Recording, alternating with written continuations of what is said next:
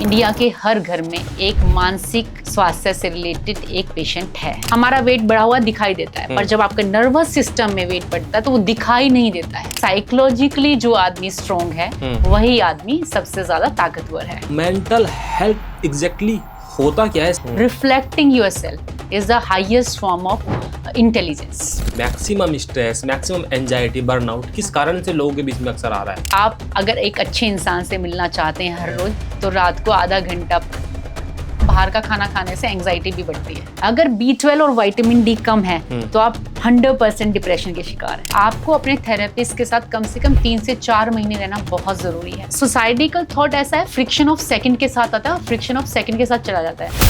क्या शादी के बाद हर आदमी है के अंदर गुस्सा थोड़ा बढ़ जाता है? शादी गुस्से का कारण नहीं है, अनमेट गुस्से का कारण हो सकती है। पुअर हेल्थ जो होती है वो सेक्सुअल हेल्थ पे भी इम्पैक्ट डालती है। कभी कभी औरतें पनिश भी करती हैं आदमियों को कि अगर इसने मेरी बात नहीं सुनी तो मैं अब इसको फिजिकली जो है सेटिस्फाई नहीं करूंगी। अगर फोन की एडिक्शन है तो वो हटानी पड़ेगी। शिलाजीत खाने से सेक्स पावर बढ़े ना बढ़े, आपका मेंटल हेल्थ जो है ठीक होता है। ये जो स्क्रीन स्क्रॉलिंग आजकल ज्यादा बढ़ रही है उसका हमारे पे कितना गहरा गलत प्रभाव पड़ रहा है? पॉलिटिशियन है, एंटरप्रेन्योर्स हैं, वो ब्रांड्स पहनते ही नहीं। सिटिंग पीरियड बढ़ने से क्या मेंटल हेल्थ पे इम्पैक्ट पड़ता है? Cheating is a new smoking. जो पुअर स्लीपिंग है या इर्रेगुलर जो स्लीपिंग है वो हमारे मेंटल हेल्थ के लिए किस हद तक खतरनाक हो सकती है? इन डॉक्टर जो है ना मेडिकेशन देके आपको और भी ज्यादा बीमार कर रहे हैं। जब आप हेल्थ का नाम सुनते हैं तो आपके दिमाग में क्या आता है? यही कि आपको डायबिटीज़ ना हो, आपको कैंसर ना हो, आपको लंग्स की बीमारी ना हो, आपको फीवर ना हो, आपको स्किन आपकी डल ना हो रही हो, आपकी हेयर लॉस ना हो रही हो, तो आपको लगता है कि यार आपकी हेल्थ में थोड़ा प्रॉब्लम है। लेकिन एक ऐसी हेल्थ भी है जिसके बारे में इंडिया में खास करके 90% से ज़्यादा लोग बात ही नहीं कर पाते, और बात करना तो दूर, उनको पता ही नहीं है उस बीमारी के बारे में, और वो है आपकी मेंटल हेल्थ। मेंटल हेल्थ आपके लिए इतना ज़्यादा ज़रूरी है कि ये आपके जीवन को पूरी तरह से डिस्ट्रॉय भी कर सकती है और अच्छे से बना भी सकती है। इस पर बहुत कम लोग बात करते हैं, लेकिन आज के इस पॉडकास्ट में हमारे साथ मेंटल हेल्थ पर बात करने के लिए है डॉक्टर पंकजा जी, जो कि एक मेंटल हेल्थ एक्सपर्ट है। जब मैं इनके बारे में पढ़ रहा था तो मुझे बहुत सारे टैग्स इनके सामने दिखे कि ये एक बाइकर्स भी है, ये एक हिप्नोथेरेपिस्ट भी है, और इतना ही नहीं, इमोशनल इंटेलिजेंट कोच भी है। तो चलिए स्वागत करते हैं डॉक्टर पंकजा जी का इन हेल्दी पॉडकास्ट।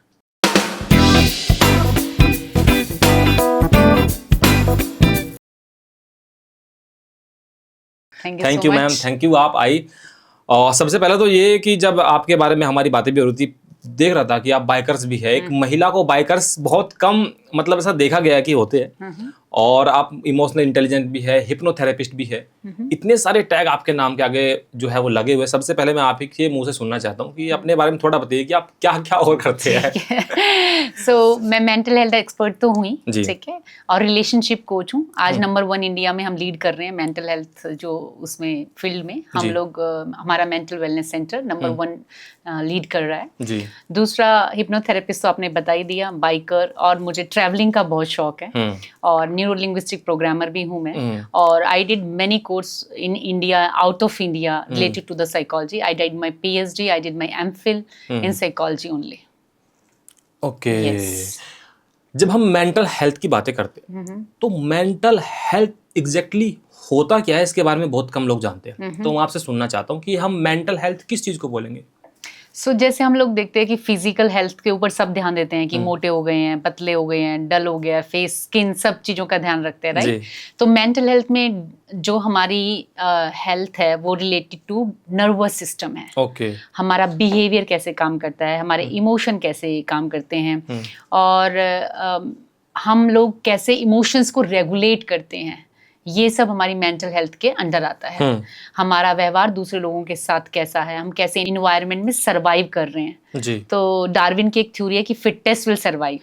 तो उसका कहने का मतलब नहीं है कि जो तगड़ा होगा वो सरवाइव करेगा। उसका कहने का मतलब जो दिमाग से ज्यादा तगड़ा होगा, स्ट्रांग होगा, वही आदमी सबसे अच्छा सरवाइव करेगा। उसे कैसे ही कल्चर में छोड़ दीजिए, कैसे ही इन्वायरमेंट में छोड़ दीजिए, तो साइकोलॉजिकली जो आदमी स्ट्रांग है वही आदमी सबसे ज्यादा ताकतवर है। ओके। तो क्या मेंटल इलनेस थोड़ा अलग होता है मेंटल हेल्थ से?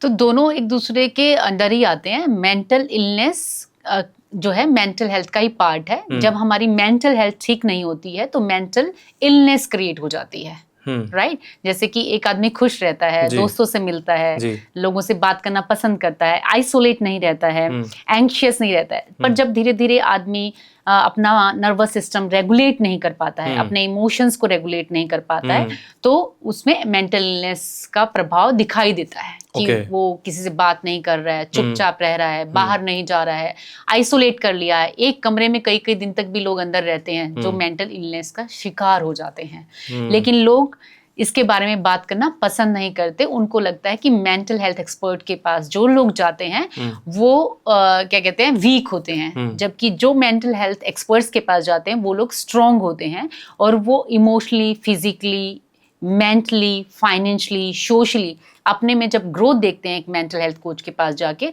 That is a wonderful journey. तो the problem is we are not having the conversation at home, it's a stigma कि आप मेंटल हेल्थ के बारे में बात ही नहीं कर सकते। अगर आप कोई बच्चा अपने पेरेंट्स को कहता है तो पेरेंट्स कहेंगे अरे सब कुछ तो है तुम्हारे पास, कोई चीज की कमी थोड़ा ना है।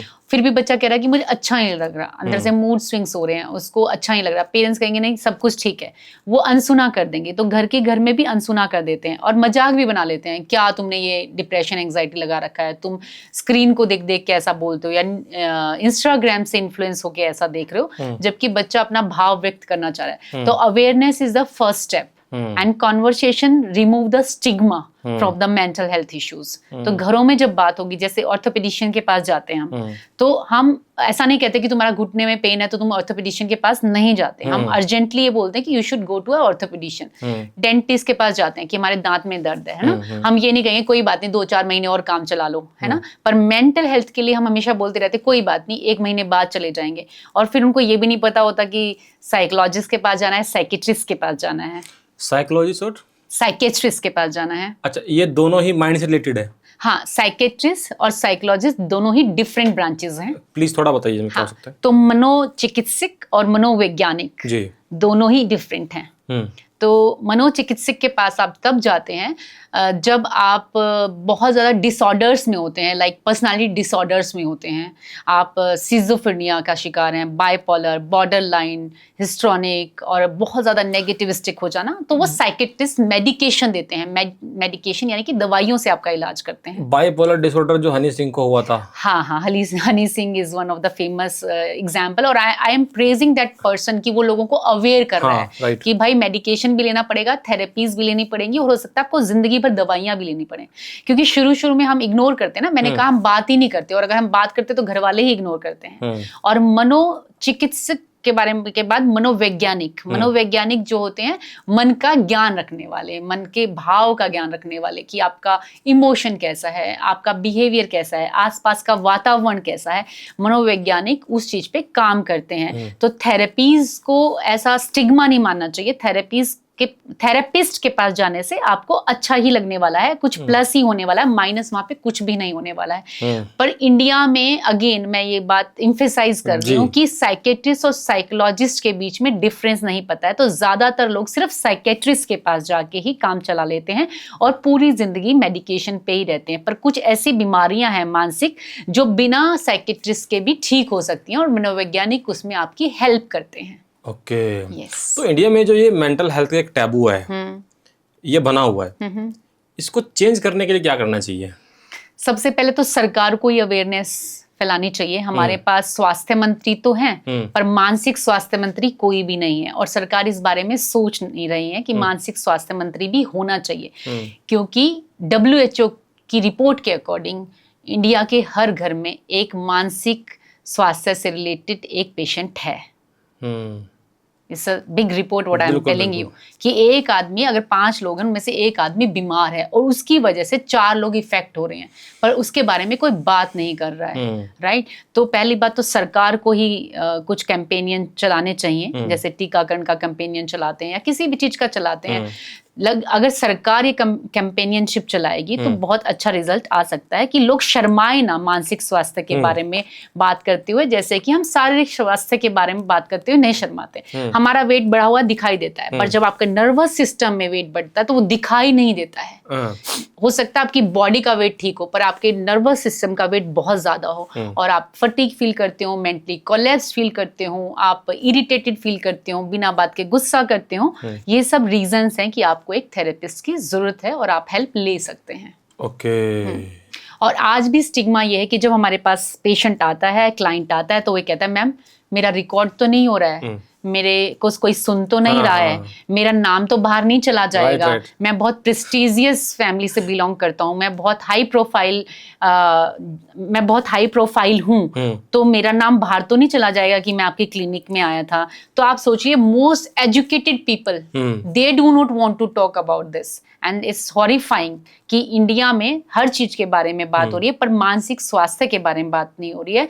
यूरोप में, अमेरिका में, कनाडा में लोग 13-14 साल के बच्चों को थेरेपीज के लिए भेजना शुरू कर देते हैं, क्योंकि जब आप पेरेंट्स के पास हर चीज का जवाब नहीं हो सकता, टीचर के पास हर चीज का जवाब नहीं हो सकता, बच्चा कभी कभी शर्माता है। जब वो टीनेज में जाता है तो वो शर्माता है, राइट, कि मुझे इसके बारे में किससे बात करनी चाहिए। उसको वैक्यूम फील होता है अंदर से कि मैं अपने इमोशंस के बारे में किससे बात करूं, मेरी बॉडी में जो चेंजेस हो रहे हैं उसके बारे में किससे बात करूं। तो therapist help them to regulate their emotions, to regulate their how they are feeling under the peer pressures। मतलब तो ये सब एक थेरेपिस्ट इजीली हेल्प कर सकता है।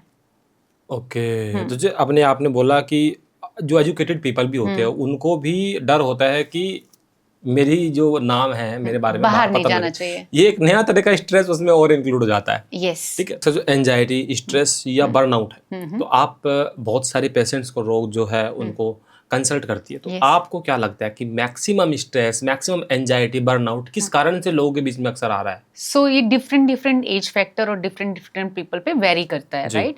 जो लोग एमएनसीज में काम करते हैं उनको, और जो डॉक्टर होते हैं उनको ज्यादातर स्ट्रेस और बर्नआउट रहता है। ठीक है। टीनेजर में ज्यादातर एंजाइटी रहती है, परफॉर्मेंस एंजाइटी हो सकती है, एकेडमिक परफॉर्मेंस हो सकता है, स्पोर्ट परफॉर्मेंस हो सकता है, अगेन पीयर प्रेशर हो सकता है।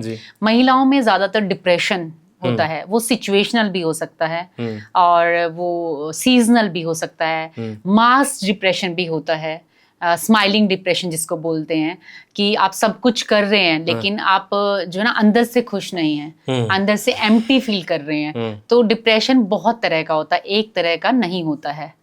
तो इसके लिए एक नई टर्म है, हाईएस्ट फॉर्म ऑफ इंटेलिजेंस क्या है? मेटाकॉग्निशन।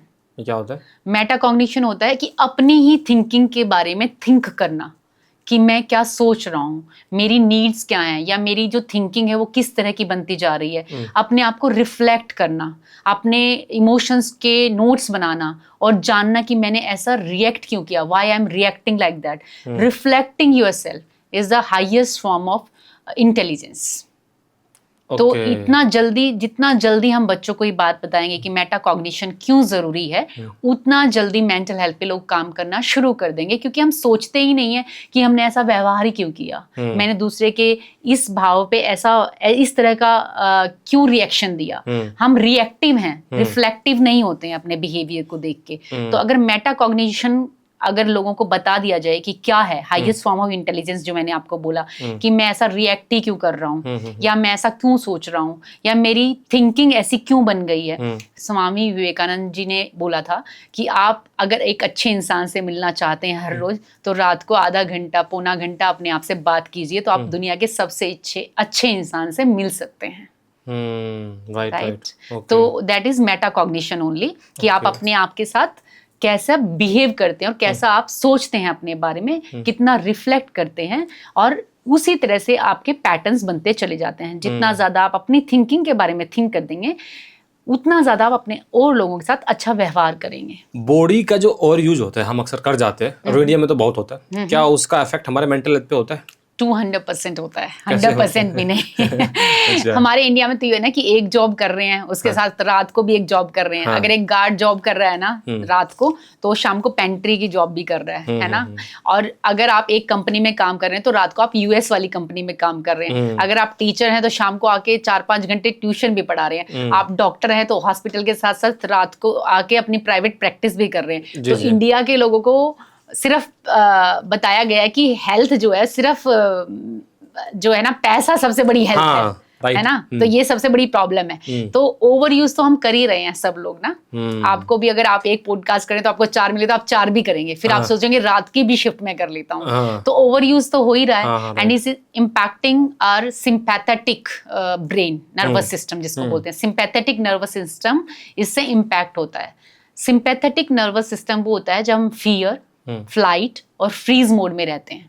फाइट और फ्लाइट के मोड में रहते हैं या फ्रीज के मोड में रहते हैं। उसकी वजह से एंजाइटी होती है, डिप्रेशन होता है, हमारी डिसीजन मेकिंग पावर कम हो जाती है, हम ओवरली स्ट्रेस रहते हैं, ओवर थिंक करने लग जाते हैं। और फिर पैरासिम्पैथेटिक मोड में तो हमारा नर्वस सिस्टम आ ही नहीं पाता है। मतलब पैरासिम्पैथेटिक नर्वस सिस्टम जो है उस पे काम हो ही नहीं पाता है। सॉरी, आई मीन टू से कि पैरासिम्पैथेटिक मोड के बारे में हम भूल जाते हैं, रिलैक्स नहीं करते हैं, रिसेट नहीं करते हैं अपने आप को, और कभी भी कंटेंटमेंट फील नहीं कराते हैं अपने नर्वस सिस्टम को। हमेशा भाग दौड़ की जिंदगी में रहते हैं। तो इसकी वजह से हम ओवर यूज तो कर ही रहे हैं, अपने नर्वस सिस्टम को मेंटली कोलैप्स भी कर रहे हैं। और एक ना एक दिन आपकी तो बॉडी, ब्रेन और बिहेवियर तीनों ही इंटरकनेक्टेड हैं। बॉडी, ब्रेन और बिहेवियर तीनों ही इंटरकनेक्टेड है। अगर आपने एक चीज का भी ध्यान नहीं दिया तो आप आने वाले टाइम में बीमार होने वाले हैं। अच्छा, ये पैरासिम्पैथेटिक और सिंपैथेटिक, तो हमें रहना चाहिए पैरासिम्पैथेटिक मोड में। हाँ, और हम कितना रहते हैं? लेकिन मान लीजिए हम फाइट एंड उसमें हैं कि हमें फाइट एंड फ्लाइट मोड में है, उस वक्त पे हमें क्या करना चाहिए कि हम आसानी से पैरासिम्पैथेटिक नर्वस सिस्टम में कन्वर्ट हो जाए? Question, very nice question. तो पैरासिम्पैथेटिक मोड में आने के लिए आपको एक तो अपनी ब्रीदिंग पे ध्यान देना होगा। जैसे कि मेडिटेशन में सिखाया जाता है कि जितना स्लो आप ब्रीदिंग करेंगे ना उतना लंबा आप जिएंगे। और आपका जो अंदर फाइट और फ्लाइट मोड चल रहा है, आप जब कोई भी ब्रीदिंग एक्सरसाइज करते हैं, बॉक्स ब्रीदिंग करते हैं, इन सब करने से आपका रिलैक्सेशन बढ़ेगा नर्वस सिस्टम में, और आप इजीली कनेक्ट हो जाएंगे रियलिटी से, और आप इन द मोमेंट हो जाएंगे। क्योंकि अगर आप सिंपैथेटिक मोड में हैं तो आप एंशियस हैं, क्योंकि या तो आप पास्ट के बारे में सोच रहे हैं या प्रेजेंट के फ्यूचर के बारे में सोच रहे हैं। आप प्रेजेंट के बारे में सोच ही नहीं रहे हैं, राइट?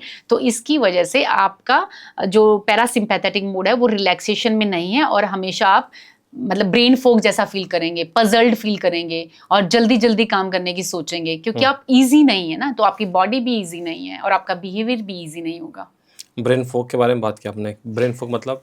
देखो, ब्रेन फोक ज्यादातर तब होता है जब हम बहुत ज्यादा या तो स्क्रीन को स्क्रॉल करते रहते हैं। अच्छा। मैंने लोगों को देखा 8-8, 9-9 घंटे सिर्फ स्क्रीन पे बैठे रहते हैं। उनके फोन का टाइम जब हम देख पाते हैं उनसे स्क्रीन टाइम अपने सेशंस के ड्यूरेशन में, तो 8 से 10 घंटे तो उनका फोन का टाइम होता है, और साइमल्टेनियसली उनके लैपटॉप का भी टाइम इतना ही होता है। तो आप सोचिए कि वो 6 से 7 घंटे भी नहीं रह पाते हैं, मतलब एक रिलैक्सेशन मोड में, जो कि नींद तो बहुत जरूरी है। तो स्लीप डिप्राइवेशन भी होता है। तो ब्रेन फोक फिर बढ़ता चला जाता है जब हम स्क्रीन को स्क्रॉल करते रहते हैं, या हम बहुत ज्यादा डार्क रूम में रहते हैं, विटामिन डी नहीं लेते हैं, सूरज नहीं लेते हैं, तो भी ब्रेन फोक बढ़ता है। हम जंक फूड खाते हैं तो भी ब्रेन फोक बढ़ता है। बहुत सारे लोग कहते हैं कि मैम आते ही आप सबसे पहले कहते हो कि आपको 90 डेज तक एक हेल्दी डाइट पे रहना पड़ेगा। मैं एक थेरेपीज के थ्रू ही लोगों को ठीक नहीं करती, मैं उनका डाइट सिस्टम भी चेंज करती हूँ। मैं उनको हिप्नोथेरेपी के थ्रू हील भी करती हूँ और थेरेपीज भी देती हूँ। ये डिपेंड करता है कि पर्सन की हालत कितनी डिटेरियोरेट हो चुकी है मेरे पास तक आने में। मतलब जंक फूड से भी मेंटल हेल्थ पे इम्पैक्ट पड़ता है? 100% पड़ता है।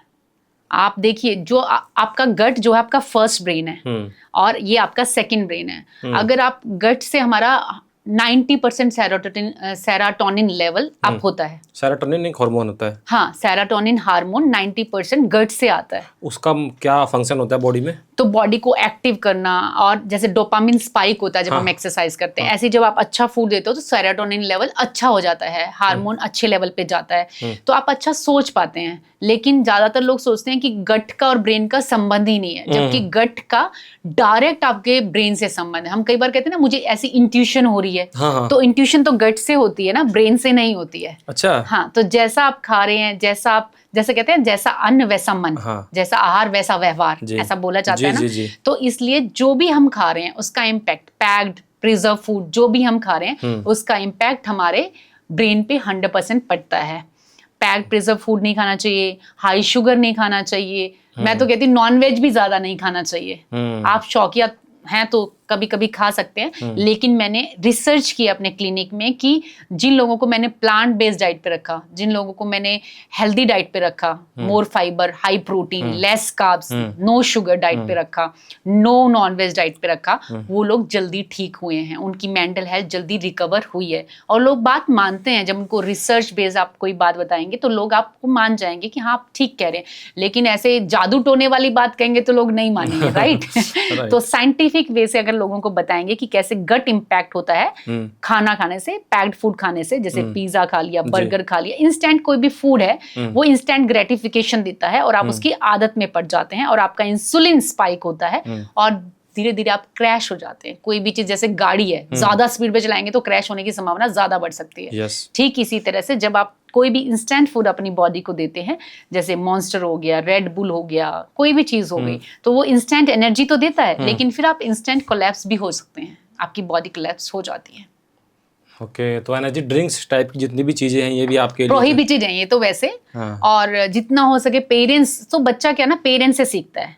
अगर देखिए, अगर मैं स्मोक कर रही हूँ, मैं वीड ले रही हूँ, तो मेरे अपने बच्चे को ये कह ही नहीं सकती कि तुम्हें स्मोक नहीं करना चाहिए। मैं लेट उठ रही हूँ, मैं डिसिप्लिन में नहीं हूँ, तो मैं अपने बच्चे को थोड़ा ना कह पाऊंगी कि तुम ऐसा मत करो। तो बच्चा जो है ना होम इन्वायरमेंट से सीखता है। अगर घर में बना हुआ खाना खाया जाएगा तो मेंटल हेल्थ इश्यूज कम होंगे, एंग्जाइटी भी बढ़ती है। आपको पता है बाहर का खाना खाने से एंग्जाइटी भी बढ़ती है। अच्छा। Yes exactly. और आप स्लोली डिप्रेस्ड भी हो जाते हैं बाहर का खाना खाने से। तो सबसे पहले तो अगर कोई मेंटल हेल्थ एक्सपर्ट इस बात को सुन रहा है तो वो भी अवेयरनेस फैला सकता है इस बारे में कि आपको सबसे पहले तो आउटसाइड फूड को स्टॉप कराना होगा। जोमेटो, स्विगी, जिससे भी वो खाना आ रहा है उसको स्टॉप कराना होगा। और आप चाहे बॉइल्ड फूड खाएं, राइट, चाहे आप सिर्फ दाल उबली हुई खाएं, पर आप अवॉइड करें कि आप बाहर से खाना ना मंगवाएं, तो आप जल्दी मेंटल हेल्थ इश्यूज को रिकवर कर सकते हैं। ओके, कोई ऐसा स्पेसिफिक फूड है जो आप रिकमेंड करना चाहती है, जो आपके मूड को बैलेंस रखने में जो है हेल्प करता हो, स्टेबलाइज करता है मतलब मूड को? जी देखिए, सबसे पहले ऐसा कोई स्पेसिफिक फूड तो नहीं है कि जो आपके मूड को स्टेबलाइज कर सके, लेकिन अगर आप टाइम पे खाना खाते हैं, 6 बजे के बाद खाना नहीं खाते हैं, लेस कार्ब्स खाते हैं, यानी कि रोटी चावल कम खाते हैं, half plate of fibre, half plate of protein और कुछ नट्स और दूध, दही, बटर मिल्क, अगर ये ऐड है आपकी डेली डाइट में, तो ना तो कभी आप मोटापा का शिकार हो सकते हैं, ना आपको कभी कार्डियोलॉजिस्ट इश्यू हो सकते हैं, ना आपको शुगर स्पाइक हो सकता है। तो इतनी सारी चीजों से अगर आप बच रहे हैं, तो अगर आप इस तरह की प्लेट बना के खा सकते हैं तो उससे खूबसूरत बात हो क्या सकती है। क्योंकि मेंटल हेल्थ और फिजिकल हेल्थ इंटरकनेक्टेड हैं और इससे आपको नींद भी आएगी। नींद का डिप्राइवेशन आज के टाइम में सबसे ज्यादा है। तो जो स्लीप है ये नॉन नेगोशिएबल न्यूरोबायोलॉजिकल थिंग है। तो नॉन नेगोशिएबल न्यूरोबायोलॉजिकल नीड है, मतलब हमारी जी जो नींद है। तो आप उसके साथ कॉम्प्रोमाइज कर रहे हैं। जितना ज्यादा आप जंक फूड भी खाएंगे ना, तो आपका इंसुलिन हाई रहेगा, आपको नींद भी कम आएगी। 9 बजे के बाद 8 बजे के बाद खा रहे हैं तो भी आपका शुगर बढ़ रहा है बॉडी के अंदर, कोलेस्ट्रॉल लेवल बढ़ रहा है, राइट, क्योंकि आप वॉक नहीं कर रहे हैं, कुछ नहीं कर रहे हैं और आप सो गए हैं, तो नींद डिस्टर्ब हो जाएगी, स्लीप डिप्राइवेशन होगा। बहुत सारे लोग ऐसे आते हैं कि हम रात भर करवट बदलते रहते हैं, हम रात को 5 मिनट भी नहीं सो पाते हैं। फिर उनको बताया जाता है कि आप जो है सबसे पहले स्लीप हाइजीन के लिए फूड हाइजीन का जो है रास्ता अपनाइए। जी ओके। हमारी जो बॉडी एक्टिविटी होती है और हमारी जो मेंटल हेल्थ होती है, उनके बीच में एक हेल्दी रिलेशनशिप होनी चाहिए, जो कि अक्सर हो नहीं पाती है। ऐसी कौन सी एक हैबिट है जिसको हम यूज करके इन दोनों के बीच में एक अच्छा सा सामंजस्य मतलब बैठा सकते हैं? एक हैबिट, हाँ, एक या उसके अलावा भी हो सकती है।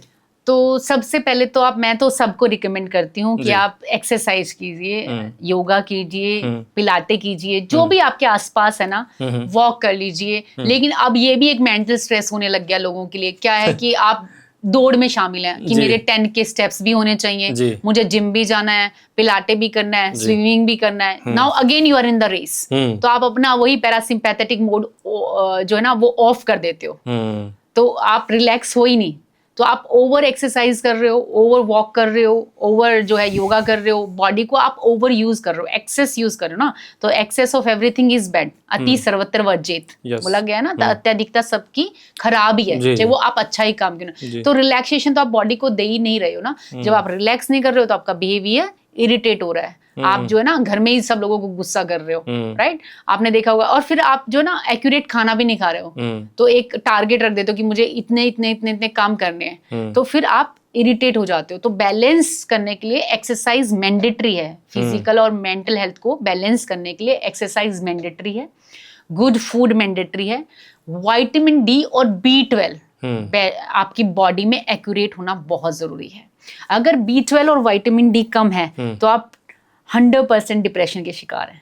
अच्छा, हाँ, आपको पता नहीं लगेगा, हो सकता है, लेकिन B12 और विटामिन डी की कमी से जितने भी आज तक पेशेंट आए ना, जितने भी आज तक आए 15 सालों में, सबके अंदर B12 और विटामिन डी की कमी मिली है। और मैंने सबसे पहले आते यही बोला है कि आपका विटामिन डी B12 मुझे नेक्स्ट सेशन में चाहिए, और उनका कभी कभी 5 मिलता है, 6 मिलता है, मतलब ये उनकी हिम्मत है कि वो फिर भी जाके जॉब करके आ रहे हैं, घर में सारा फंक्शन कर रहे हैं जो भी इनको काम करना है। होना चाहिए विटामिन 12 B12? हाँ। B12 तो आपका कम से कम 300 से ऊपर तो होना ही चाहिए। और वो 5 मिलता है? नहीं, B12 तो कभी 195 मिलता है, कभी 170 मिलता है, हाँ। और विटामिन डी जो है कभी 5 मिलता है, कभी 6 मिलता है, जो कि 30 से ऊपर होना चाहिए।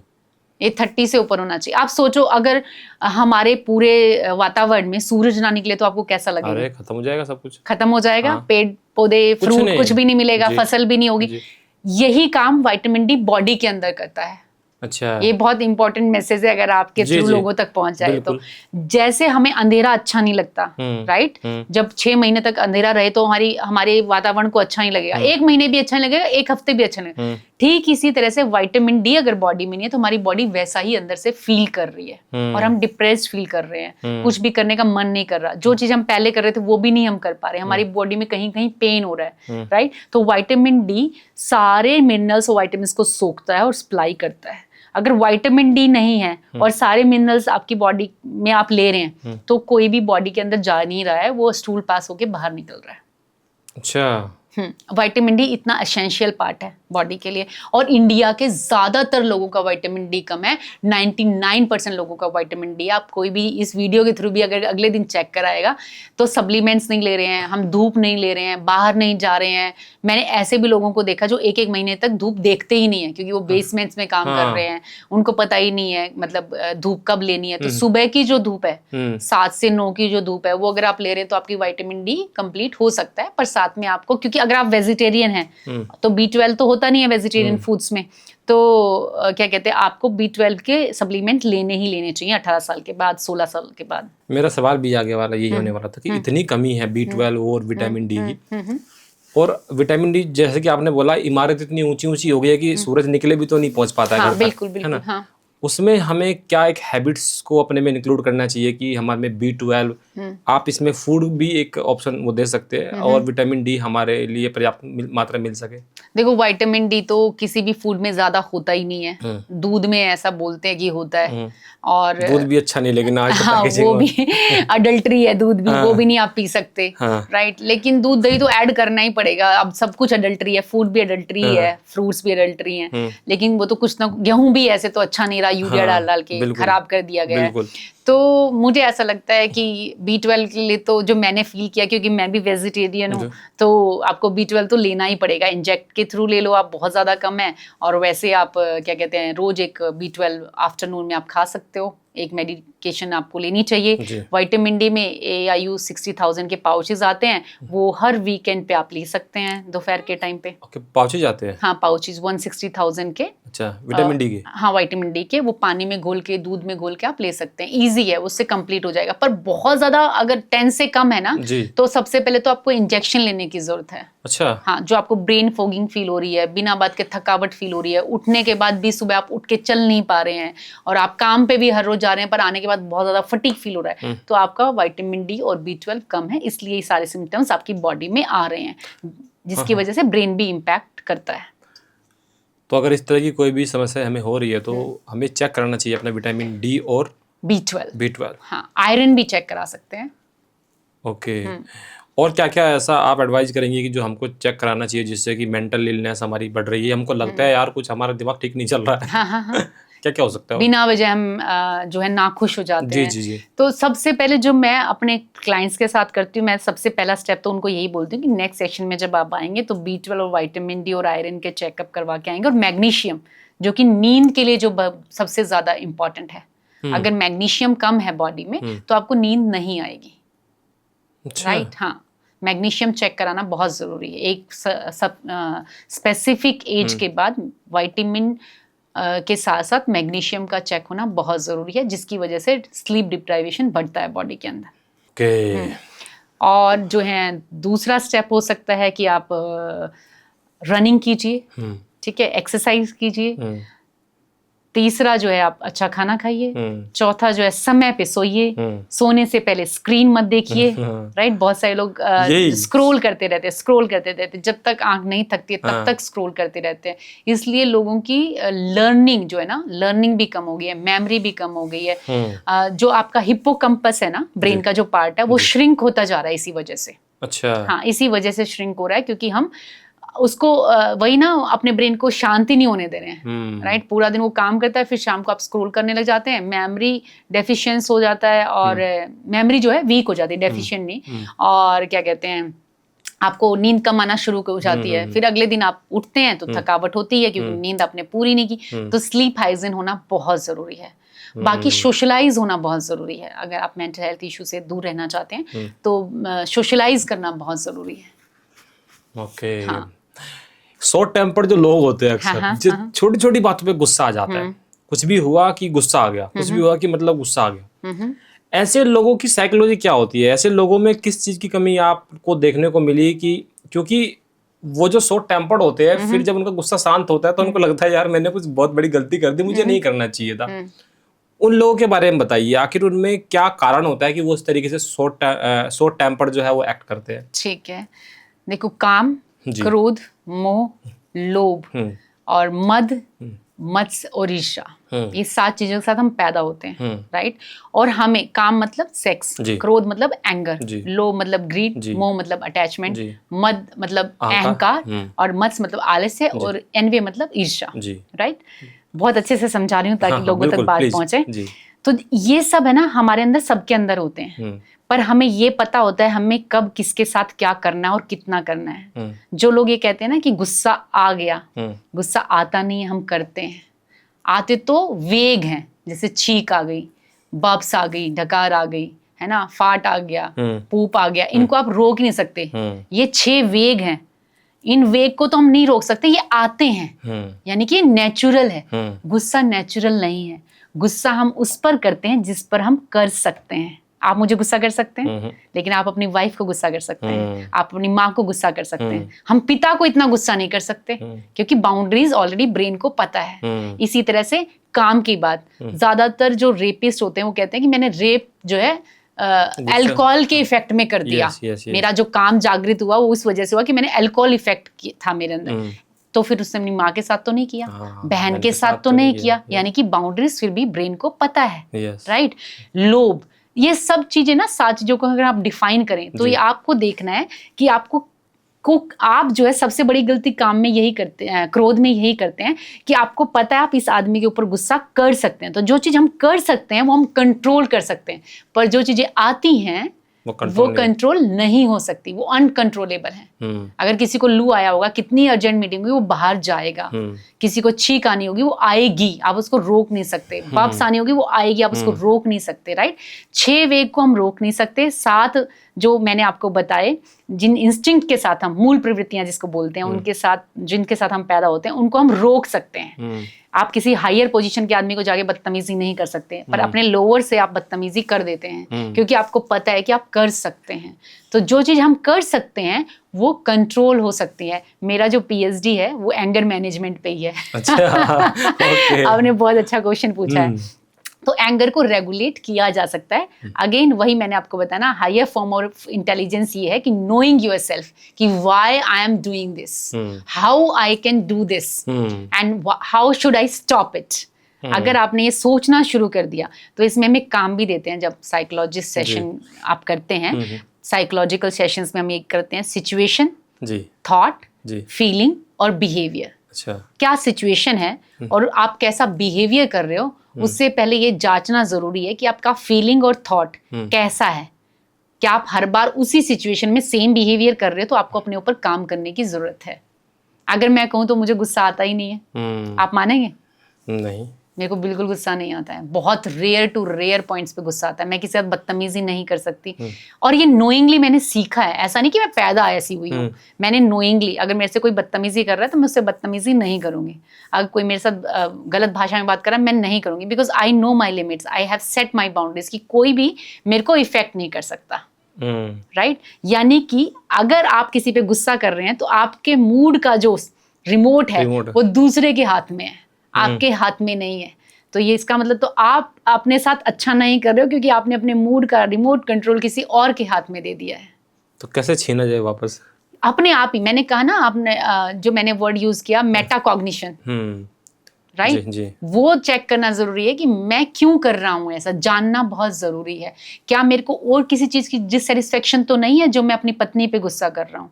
क्या मैं फर्स्ट आना चाहता था और मैं कभी फर्स्ट नहीं आया, इसलिए तो मैं अपने बच्चे को गुस्सा नहीं कर रहा हूँ? क्या मैं बहुत ज्यादा ऑफिस में ओवरडू वर्क, जो आपने यूज किया कि ओवर वर्क करते हैं हम लोग, वो तो नहीं कर रहा हूँ जिसकी वजह से मैं अपनी फैमिली को ही परेशान तो नहीं कर रहा हूँ? क्योंकि रेस्टलेस तो मेरी बॉडी है ना, मैं अपने आप को एनालाइज नहीं कर पा रहा हूँ।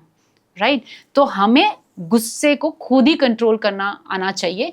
दूसरा आदमी आपका गुस्सा कंट्रोल नहीं कर सकता, क्योंकि अनकंट्रोलेबल चीज नहीं है।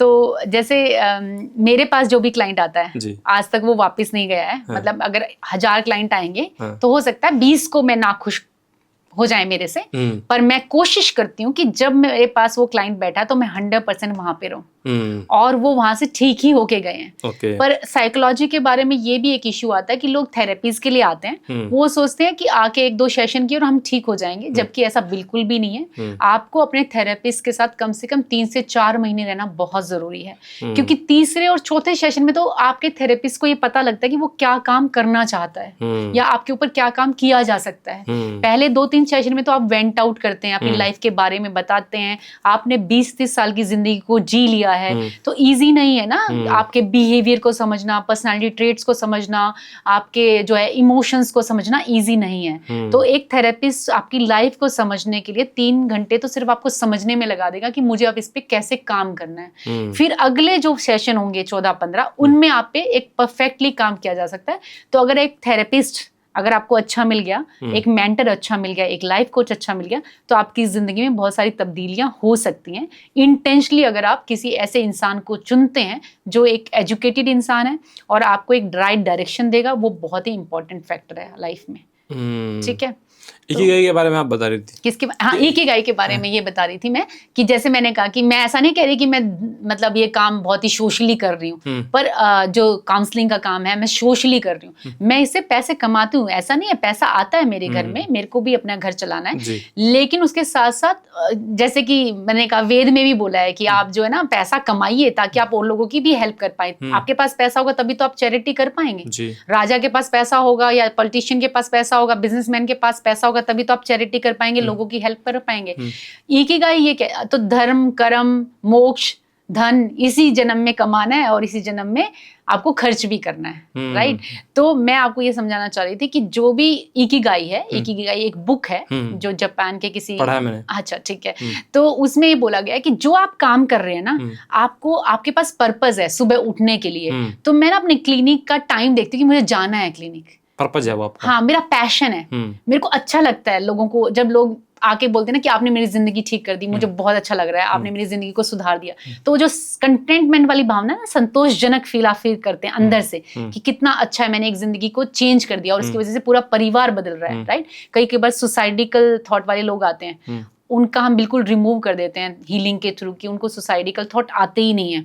तो आप सोचिए, आपने किसी की जिंदगी बता दी, मतलब बचा दी है। सुसाइडिकल थॉट ऐसा है, फ्रिक्शन ऑफ सेकंड के साथ आता है और फ्रिक्शन ऑफ सेकंड के साथ चला जाता है। तो हम अब कोपिंग मैकेनिज्म उनको बताते हैं कि कैसे आप ठीक हो सकते हैं। बताइए थोड़ा सा। तो पहले इकिगाई के बारे में बात करते हैं। तो इकिगाई कहता है पैशन होना चाहिए जिस काम के लिए आप जा रहे हैं। जैसे आप पॉडकास्ट करने आते हैं, आपको मजा आता है कि आज मैं किसी और के साथ बात करूंगा, उससे नॉलेज भी मिलेगी, मैं भी अपनी नॉलेज दूंगा, है ना। ठीक इसी तरह से उससे आपको इनकम भी मिलना चाहिए।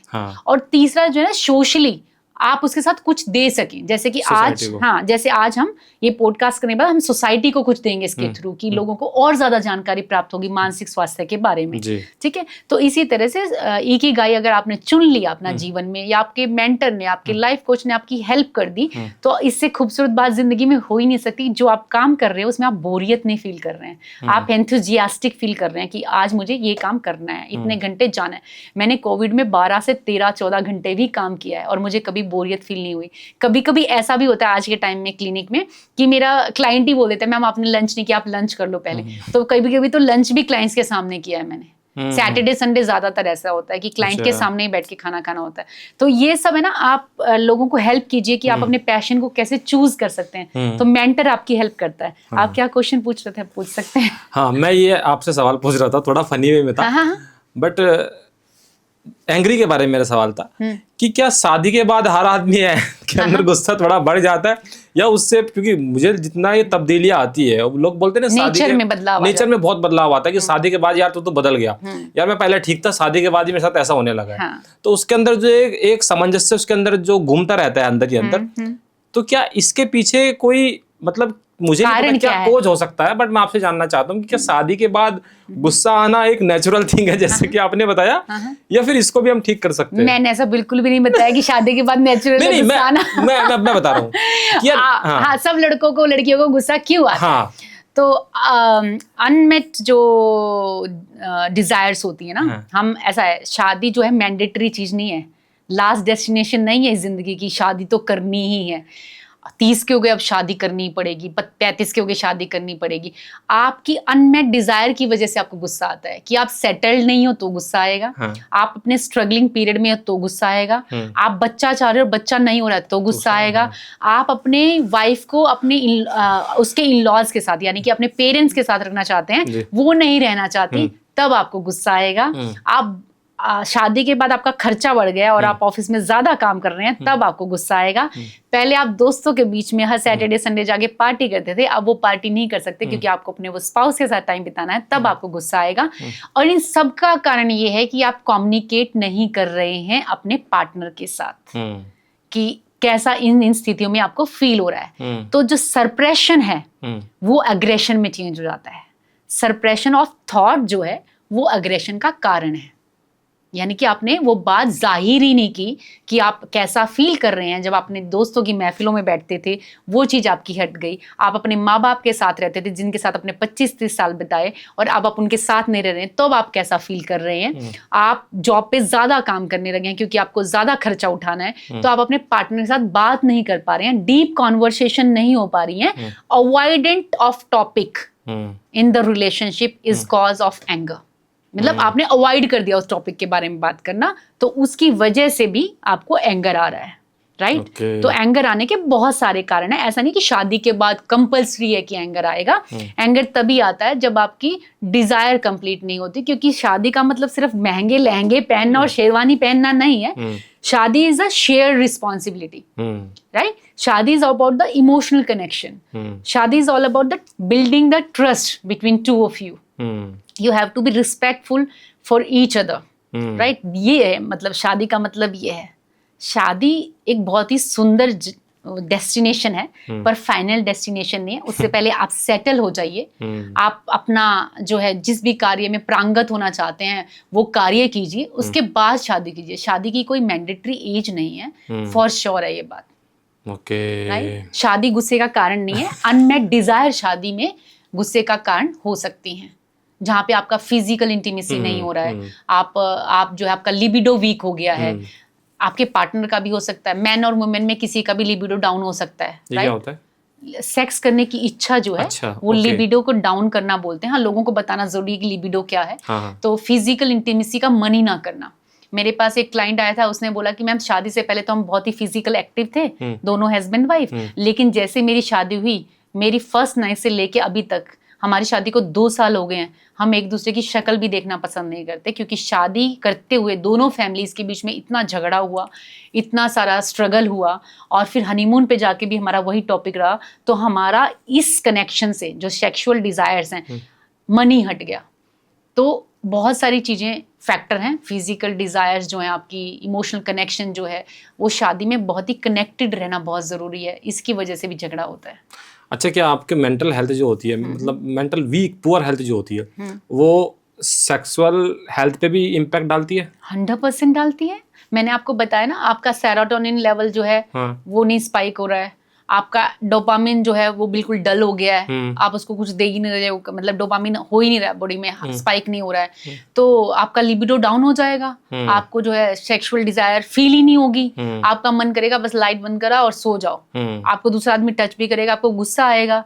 औरत है, घर में पूरा दिन बैठी है, और वो अगर होम मेकर है तो पूरा दिन अपनी मदर इन लॉज और इन लॉज के साथ रह के बोर हो गई है, आप उसकी बात आगे सुन नहीं रहे हैं, वो आपसे वैसे इमोशनली कनेक्टेड नहीं है। अगर वो इमोशनली कनेक्टेड नहीं है तो आपकी फिजिकल डिजायर पूरा नहीं करेगी। कभी कभी औरतें पनिश भी करती हैं आदमियों को कि अगर इसने मेरी बात नहीं सुनी तो मैं अब इसको फिजिकली जो है सेटिस्फाई नहीं करूंगी जब तक वो मेरी बात नहीं मानेगा। तो पनिशमेंट के तौर पे भी मतलब ये भी एक साइकी है औरतों की कि मैं इसको फिजिकली इन्वॉल्व ही नहीं होने दूंगी अपने साथ अगर इसने मेरी बात नहीं मानी।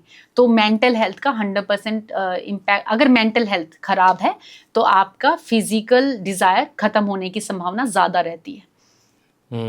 अर्ली डिस्फंक्शनल भी हो जाता है ना आपका, मतलब जल्दी से आप कहते हैं वीर्य निकल आता है आपका, और आपका जो है जो शुक्राणु हैं वो कम हो जाते हैं, टेस्टोस्टेरोन लेवल कम हो जाता है। ये सब जो है इसी वजह से कम होता है कि मेंटली आप ठीक से फंक्शन नहीं कर रहे हैं। पर आप उनको एक्नॉलेज भी नहीं कर रहे हैं कि मेंटली कुछ गड़बड़ चल रहा है, बर्नआउट चल रहा है या फटीग चल रहा है, मेंटल कोलैप्स फील हो रहा है, वो आप एक्नॉलेज नहीं कर रहे हो। इसका इम्पैक्ट जो है आपके लिबिडो पे आता है, और लिबिडो की वजह से आपकी सेक्सुअल डिजायर खत्म हो जाती है। ओके, तो ऐसे में आप क्या एक ऐसा सॉल्यूशन या कोई हैबिट्स आप बताना चाहेंगे जिससे कि इस पे इम्प्रूवमेंट आ सके? हाँ, सबसे पहले तो आपको अगर पोर्न की एडिक्शन है तो वो हटानी पड़ेगी, क्योंकि पॉर्न देखते देखते हम अपने पार्टनर को ऑब्जेक्टिफाइंग करने लग जाते हैं। ऑब्जेक्टिफाइंग मतलब कि मेरा पार्टनर भी ऐसा ही दिखना चाहिए जैसा ये दिखता है। जी जी। राइट, पहली बात तो ये, क्योंकि बहुत लोग बात भी तो नहीं करते ना पोर्नोग्राफी के बारे में, पर आप कितने भी लड़कों से मिलोगे जो टीनेजर में होंगे, वो आपको बताएंगे कि हम सब पोर्नोग्राफी करते हैं, सब मास्टरबेट करते हैं। तो क्या होता है, ग्रेटिफिकेशन मास्टरबेशन से मिलना शुरू हो जाता है। राइट, तो एक तो आपको पोर्नोग्राफी बहुत मतलब देखनी नहीं चाहिए पहली बात तो, क्योंकि आपको लगता है कि जो ये मॉडल है, आप ये भूल जाते हैं वो एक्ट कर रही है। आप ये सोचते हैं मेरा पार्टनर भी ऐसे ही करेगा, राइट। और जब आप ऐसा करने की कोशिश करते हैं आपको सेटिस्फेक्शन भी नहीं मिलता है। अगर आप उसको देख के कॉपी करके कुछ करेंगे ना पॉर्न मूवी को, तो आपको सेटिस्फेक्शन कभी नहीं मिलेगा, because it's not natural thing. Right, second thing, masturbation कम से कम होना चाहिए। अगर आपका पार्टनर नहीं है पास में तो अलग बात है, लेकिन अगर आपका पार्टनर है तो आपको मास्टरबेट ना करके उसके साथ ही रिलेशनशिप बनाना चाहिए। और तीसरा, आप एक अच्छा खाना खाइए।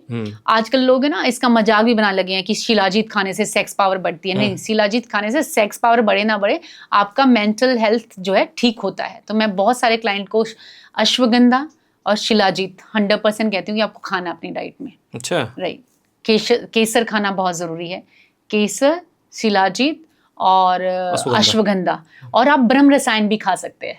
अच्छा। ब्रह्म रसायन जो है ना च्यवनप्राश की फॉर्म में आता है, वो भी आप खा सकते हैं दूध के साथ, केसर के दूध के साथ। उससे भी आपकी फिजिकल हेल्थ के साथ साथ आपकी सेक्सुअल हेल्थ भी ठीक होती है। ओके। हाँ, और बहुत ज्यादा ड्रग अगर कर रहे हैं तो भी आपकी सेक्सुअल हेल्थ इंपैक्ट हो रही है। तो try to not to take alcohol और सिगरेट। सिगरेट पीने से भी धीरे धीरे और शराब पीने से भी धीरे धीरे सेक्सुअल डिजायर कम हो जाती है। और ओवरली स्ट्रेस होने से भी सेक्सुअल डिजायर कम होती हैं। तो try to maintain your peace with your brain, तो आप अच्छा परफॉर्म कर सकते हैं। ओके। अभी आपने बातें की थी कोविड की, अभी कुछ देर पहले। कोविड के टाइम पे सब लोग, सब कुछ बंद था, पूरा लॉकडाउन था। उस वक्त पे वो जो एक डिटॉक्स पीरियड था, इन्वायरमेंटल भी वो डिटॉक्स था, इंसान के लिए भी डिटॉक्स था। उस वक्त पे मेंटल हेल्थ पे क्या इम्पैक्ट पड़ा था अधिकतर लोगों का? वो पॉजिटिवली था या नेगेटिवली था? बहुत अच्छा क्वेश्चन पूछा आपने मेरे से, आज तक किसी ने नहीं पूछी ये बात। बहुत सारा जो है ना, बहुत सारे लोगों ने अपनी फिजिकल हेल्थ पे काम किया कि अब हमारे पास टाइम नहीं है, काम पे नहीं जाना है, और लोगों को पता लग गया कि लाइफ जो है अनसर्टन है, हम कभी भी इस दुनिया से जा सकते हैं, है ना। तो सबसे पहले तो अच्छा इम्पैक्ट ये हुआ कि लोग एक दूसरे के साथ कनेक्ट हो गए, फैमिली टू फैमिली लोग बैठने लगे, बातें करने लगे। जैसे हम पुराने टाइम में जब लाइट चली जाती थी ना, तो हम बैठते थे, बातें करते थे। मेरे को याद है मेरे पिताजी संध्या हवन करते थे शाम को। संध्या के टाइम पे हम सब लोग भजन करते थे, बैठ के बातें करते थे, चुटकुले सुनाते थे। लाइट चली जाती थी तो ऊंच नीच का पापड़ा खेलना शुरू कर देते थे, है ना, याद है आपको। तो ऐसे ही जैसे ही कोविड हुआ तो लोगों ने एक दूसरे के साथ कनेक्ट किया, जो इमोशनल हेल्थ है वो बहुत अच्छी हो गई, राइट। और जब हमारा ये कोविड आया तो 2-3 इम्पैक्ट खराब भी हुए, कि जैसे लोग जो है ना ओसीडी बढ़ गया, ऑब्सेसिव कंपल्सिव डिसऑर्डर, जैसे कि बिल्कुल हाथों को धोते ही रहना, अंदर सारी चीजों को। आज तक भी कुछ ऐसे पेशेंट हैं जो अंदर धो के ही अंदर लेके आ रहे हैं, राइट। और हाइजीन लेवल बहुत ज्यादा बढ़ गया उनका, तो नॉर्मल नहीं रह पाए वो लोग। तो और बहुत सारे ऐसे लोग थे जिन्होंने अपने आप को उस टाइम पे आइसोलेट किया था, और आज भी वो आइसोलेटेड ही हैं। ऐसे भी पेशेंट हैं जो मेरे पास आए हैं और उनके पेरेंट्स ने या उनके स्पाउस ने बोला कि मैम उसके बाद ये घर से बाहर नहीं गए हैं, वी वांट कि घर से बाहर जाएं। तो हाइपोकॉन्ड्रिया बहुत बढ़ गया लोगों में, कि अगर ऐसा इसके साथ हो रहा है, मान लो कि मेरे साथ भी हो सकता है। लाइक अगर आपने हाइपोकॉन्ड्रिया, क्या सिचुएशन होती है कि आपको कोई पेट में दर्द हो रहा है तो मैं सोचूंगी मेरे को ना हो जाए, then I will start thinking and it became a psychosomatic in my body, और वो होने लगता है राइट। हाँ, और ये बहुत ज्यादा बढ़ गया कोविड के बाद। तो दूसरा, इसलिए मेंटल हेल्थ पे बहुत इम्पैक्ट आया है कोविड के बारे में। कोविड के बाद ही सबसे ज्यादा जानकारी मेंटल हेल्थ की इंडिया में बढ़ी है, ज्यादा काम मेंटल हेल्थ पे अभी होना शुरू हुआ है। और जेनजी जो है ना, वो ज्यादा फैला रही है इस चीज को, कि कैसे आप डिप्रेशन, एंजाइटी के बारे में बात करते हुए शर्माइए मत। पर मैं एक इन्फ्लुएंसर से हेल्प लेना चाहूंगी यहाँ पे, जो आप जैसे इन्फ्लुएंसर्स हैं। बहुत सारे इन्फ्लुएंसर है, मैं आपकी बात नहीं कर रही, मैंने देखा है कई बार स्क्रॉल करते हुए इंस्टाग्राम पे कि वो अननेसेसरी टैग करते रहते हैं कि psychology says this, psychologist says this, Carl Jung says this, Freud says this. बहुत फेक जो है ना टैगलाइंस बना के और वो अपने प्रोफाइल्स पे डालते हैं। तो अगर आपके माध्यम से बात जा सके कि ग्राउंड लेवल पे काम करके आप तब वो पोस्ट डालिए, क्योंकि साइकोलॉजी का इम्पैक्ट बहुत सारे लोगों पे बहुत ज्यादा इम्पैक्ट डालता है। और फिलॉसफी, साइकोलॉजी एक ऐसी चीजें हैं बहुत देर तक दिमाग में रहती हैं। तो इन्फ्लुएंसर जो इन्फ्लुएंस कर रहे हैं उनका ये उत्तरदायित्व बनता है कि जो भी आप बोल रहे हैं, स्टेटमेंट दे रहे हैं, उसका इम्पैक्ट आपकी जितने भी लोग हैं देखने वाले, 2 लाख, 10 लाख, 50 लाख, उन सब पे जा रहा है। तो जो आप बोल रहे हैं ना, straight from the horse mouth, straight from the horse mouth, सीधा उसी के द्वारा जिनसे आप इन्फ्लुएंस हैं, तो वो इम्पैक्ट बहुत लंबे समय तक रहता है। तो try to avoid the statement कि इस साइकोलॉजिस्ट ने ऐसा बोला, इस साइकोलॉजिस्ट ने ऐसा बोला। और कभी कभी चैट जीपीटी और गूगल भी गलत इन्फॉर्मेशन देता है, तो इसलिए वहां से इन्फॉर्मेशन उठा के डायरेक्ट जो है ना वहां पे ना डाली जाए, तो तब मेंटल हेल्थ की केयर की जा सकती है। नहीं, मैं तो जैसे आपने बोला ना, ये मैं क्या हूँ, मैं कभी, आप देखना मेरा सोशल मीडिया में कभी डालता नहीं हूँ, क्योंकि जिस बारे में मेरे को नॉलेज नहीं है, मेरा अधिकार नहीं बनता कि मैं उसको ऐसे ही किसी को देख के मैं उसको शेयर करूँ। मैं कभी कोई चीज शेयर नहीं करता हूँ, नेवर, कभी मैंने नहीं किया आज तक ये अपनी लाइफ में। और इतना मुझे भी पता है कि साइकोलॉजी क्या, इतना सेल्फ अवेयरनेस मैं भी हूँ कि ये हो सकता है कि नहीं हो सकता। मैं आपके लिए नहीं कह रही, मैं ये मैसेज सबको मैं बिल्कुल नहीं, आप बिल्कुल ये ठीक बोल रही है। और मैं चाहता हूँ कि अगर उसका इम्पैक्ट एक इंसान पे पड़ा ना, तो उससे जुड़े हुए जो फैमिली के लोग हैं या सब पे जाएगा, तो मुझे लगता है बहुत खराब चीज है। ये आपने बहुत अच्छी चीज बोली। दूसरा, आपने एक क्वेश्चन नहीं ऐड किया हुआ है कि स्क्रीन देखते हुए खाना खाते हुए। जी, वो मैं आगे सब आने वाला था। नहीं, मैं बता रही हूँ कि वो बहुत इंपॉर्टेंट क्वेश्चन है। ओके, चलो उसी को ले लेते हैं अभी, ठीक है। तो मैम, अभी मोबाइल हमारे जीवन का सबसे अहम हिस्सा है। रोटी, कपड़ा और मकान, नेट, 3-4 चीजें हैं, इंटरनेट हमारे लिए जरूरी है। आज हम अगर कुछ भी कर रहे हैं तो मोबाइल, गाड़ी में है, मेट्रोज में है, अपने वर्क स्पेस पे है, खाना खा रहे हैं, कॉफी पी रहे हैं, सामने कोई अगर आके हम डेट कर रहे हैं तो डेट से पहले दोनों के हाथ में मोबाइल भी होता है, क्या चल रहा है क्या नहीं चल रहा है। ये जो स्क्रीन स्क्रॉलिंग आजकल ज्यादा बढ़ रही है, उसका हमारे पे कितना गहरा गलत प्रभाव पड़ रहा है, और इसका आने वाले दिनों में और क्या इम्पैक्ट हो सकता है? देखिए, अब ये हम जो इन्फॉर्मेशन देंगे ना, ये भी आप अपने फोन के माध्यम से ही दे रहे हैं। अच्छा। तो सब लोग अभी फोन देख रहे होंगे तब हमारी बात सुनेंगे, बिल्कुल, है ना। पर उसका कितना यूज करना है वो जानना बहुत जरूरी है। तो घर में ना रूल्स होने चाहिए कि खाना खाते हुए आप स्क्रीन नहीं देख सकते। आप जब खुद रूल बनाएंगे तो अपने बच्चे को बोल पाएंगे, राइट। आपके बच्चे जो है स्क्रीन देखते हैं, टीवी देखते हैं, लैपटॉप देखते हैं, आईपैड देखते हैं, क्योंकि इतने औजार शस्त्र हो गए उनके पास देखने के लिए कि चारों तरफ ही स्क्रीन है। तो सबसे पहले तो डाइनिंग टेबल पे आके सब लोग खाना खाएं, राइट। डाइनिंग टेबल नहीं है तो चटाई पे बैठ के खाएं, जहां पे भी खाएं तो सब लोग स्क्रीन से दूर होके खाना खाएं, राइट। पहले रसोई में बैठ के खाना खाते थे तो वहां पे भी टीवी नहीं होता था, टीवी पूरे 4-5 घरों में एक ही टीवी होता था, राइट। और आज के टाइम में हर बच्चे के पास 3 से 4 चीजें हैं स्क्रीन को देखने के लिए, राइट। तो स्क्रीन खाना खाते हुए नहीं देख सकते, वो आप डाइजेशन ठीक से नहीं हो पाता है और वो खाना जो है संपूर्ण आपकी बॉडी पे लगता भी नहीं है। अच्छा, राइट। और जो आप बात करें कि 2 लोग बैठे हैं और स्क्रीन स्क्रॉल करने लग जाते हैं, इसका मतलब उनमें रियल कनेक्शन हो ही नहीं है, हो ही नहीं सकता। मतलब जो रियल कनेक्शन नहीं होगा तभी तो आप जो है स्क्रीन स्क्रॉल करने लग जाते हैं। और अपनी माँ के साथ बैठ के, पिता के साथ बैठ के स्क्रीन स्क्रॉल नहीं करेंगे, क्योंकि आपके पास बात करने के लिए होगा और हो सकता है कर भी रहे हो लोग। तो इसलिए एक हाइजीन रूल होना चाहिए कि आपके घर में एक स्पेस होना चाहिए जहाँ पे 6 बजे के बाद या 7 बजे के पास या 8 बजे के बाद कोई भी स्क्रीन ना देखें, क्योंकि कनेक्शन खत्म हो रहा है, ह्यूमन कनेक्शन धीरे धीरे खत्म हो रहा है और इसलिए साइकोलॉजिकल इश्यूज ज्यादा बढ़ रहे हैं लोगों के बीच में। इमोशनल नमनेस फील हो रही है लोगों को। हमारे पास बहुत सारे क्लाइंट आते हैं जब बोलते हैं कि मैम हमें ना इमोशनली नम फील होता है। ये बहुत भयंकर स्थिति है। क्या होता है इमोशनली नम? ना तो सुख का अनुभव ना दुख का अनुभव। अरे हाँ, तो वो क्या करते हैं, उस फील को लेने के लिए अपनी बॉडी को कहीं स्कार देना शुरू कर देते हैं, थाइस पे, हैंड्स पे। हाँ, बच्चे काटते हैं, एक शार्पनर का जो ब्लेड होता है उससे काटते हैं, अपने पेन से काटना शुरू कर देंगे, वो स्क्रू ड्राइवर होगा जो घर पे पड़ा रहता है उससे काटना शुरू कर देंगे, नाइफ से। तो बहुत सारे बच्चे ऐसे आते हैं कि हमें इमोशंस ही फील होना बंद होने लग गए हैं। हम रियल पेन को, जो रियल बॉडी का पेन है उससे हमें पेन फील होता है, तब हमें पता लगता है कि पेन हो रहा है। ओके। ऐसे बच्चों में ज्यादातर सुसाइडिकल अटेम्प्ट्स होते हैं। अच्छा। हाँ, बहुत लोग आते हैं हमारे पास जिनको इमोशनल नमनेस फील होती है। बहुत बड़ी एक स्टेटमेंट है ये जो मैं आपको दे रही हूँ। इमोशनल नमनेस ज्यादातर टीनेजर्स को फील होती है, या तो बहुत ज्यादा आइसोलेट है, अगेन उनका सोशल ग्रुप नहीं है। सोशल ग्रुप है तो सिर्फ दिखावे का है कि कौन सा ब्रांड पहना है, कौन सा नहीं पहना है। इसके माध्यम से मैं ये भी बताना चाहती हूँ, आप बात पहुंचा पाए, कि जो ज्यादा रिच लोग हैं, हाँ, जैसे कि चाहे वो कितने ही बड़े पॉलिटिशियन हैं, एंटरप्रेन्योर्स हैं, वो ब्रांड्स पहनते ही नहीं है। उनको ये दिखाने की जरूरत ही नहीं है कि हम रिच हैं। हाँ, जैसे मैंने ये साड़ी पहनी है तो ये कोई ब्रांड नहीं है, तो इससे मतलब मेरे को सेटिस्फेक्शन मिलना चाहिए, हाँ, राइट। तो बड़े बड़े लोग सिर्फ ब्रांड, इसलिए जो छोटे बच्चे उनमें कंपटीशन है कि हाँ, ब्रांड दिखाएंगे तो हम रिच दिखेंगे। पर जो रियल रिच लोग हैं, अल्ट्रा रिच लोग हैं, वो ब्रांड्स दिखाते ही नहीं है कि वो ब्रांड पहनते हैं या नहीं पहनते हैं। उनको इस बात से मतलब नहीं होता है। तो बच्चों में कंपटीशन बहुत ज़्यादा है, इसलिए इमोशनल नमनेस ज़्यादा है, क्योंकि रियल कनेक्शन कट हो चुका है वो। और लोगों, इसलिए बच्चों में सोशल एंग्जाइटी भी है ना। आप आजकल के बच्चे जब अगर घर में मेहमान भी आ जाएंगे तो अपना रूम बंद करके बैठ जाएंगे, हाँ, वो इंटरेक्ट ही नहीं कर पाएंगे, उनको पता ही नहीं है क्या बात करनी है। पहले हमारे टाइम में जब चाचा, मामा, बुआ, फूफा आते थे तो हम कितने खुश हो जाते थे, कंधे पे चढ़ के बैठ जाते हाँ, थे, मामा आ गए हैं, हाँ, क्या लेके आए मेरे लिए। एग्जैक्टली। लेकिन आजकल सब लोग एक दूसरे से बात ही नहीं करना चाहते हैं, सोशल इंटरेक्शन करना नहीं चाहते हैं। हाँ, वो क्लब में जाके हाइप करते हैं, लेकिन रियल ग्राउंड पे उनका कोई कनेक्शन कहीं पे है नहीं।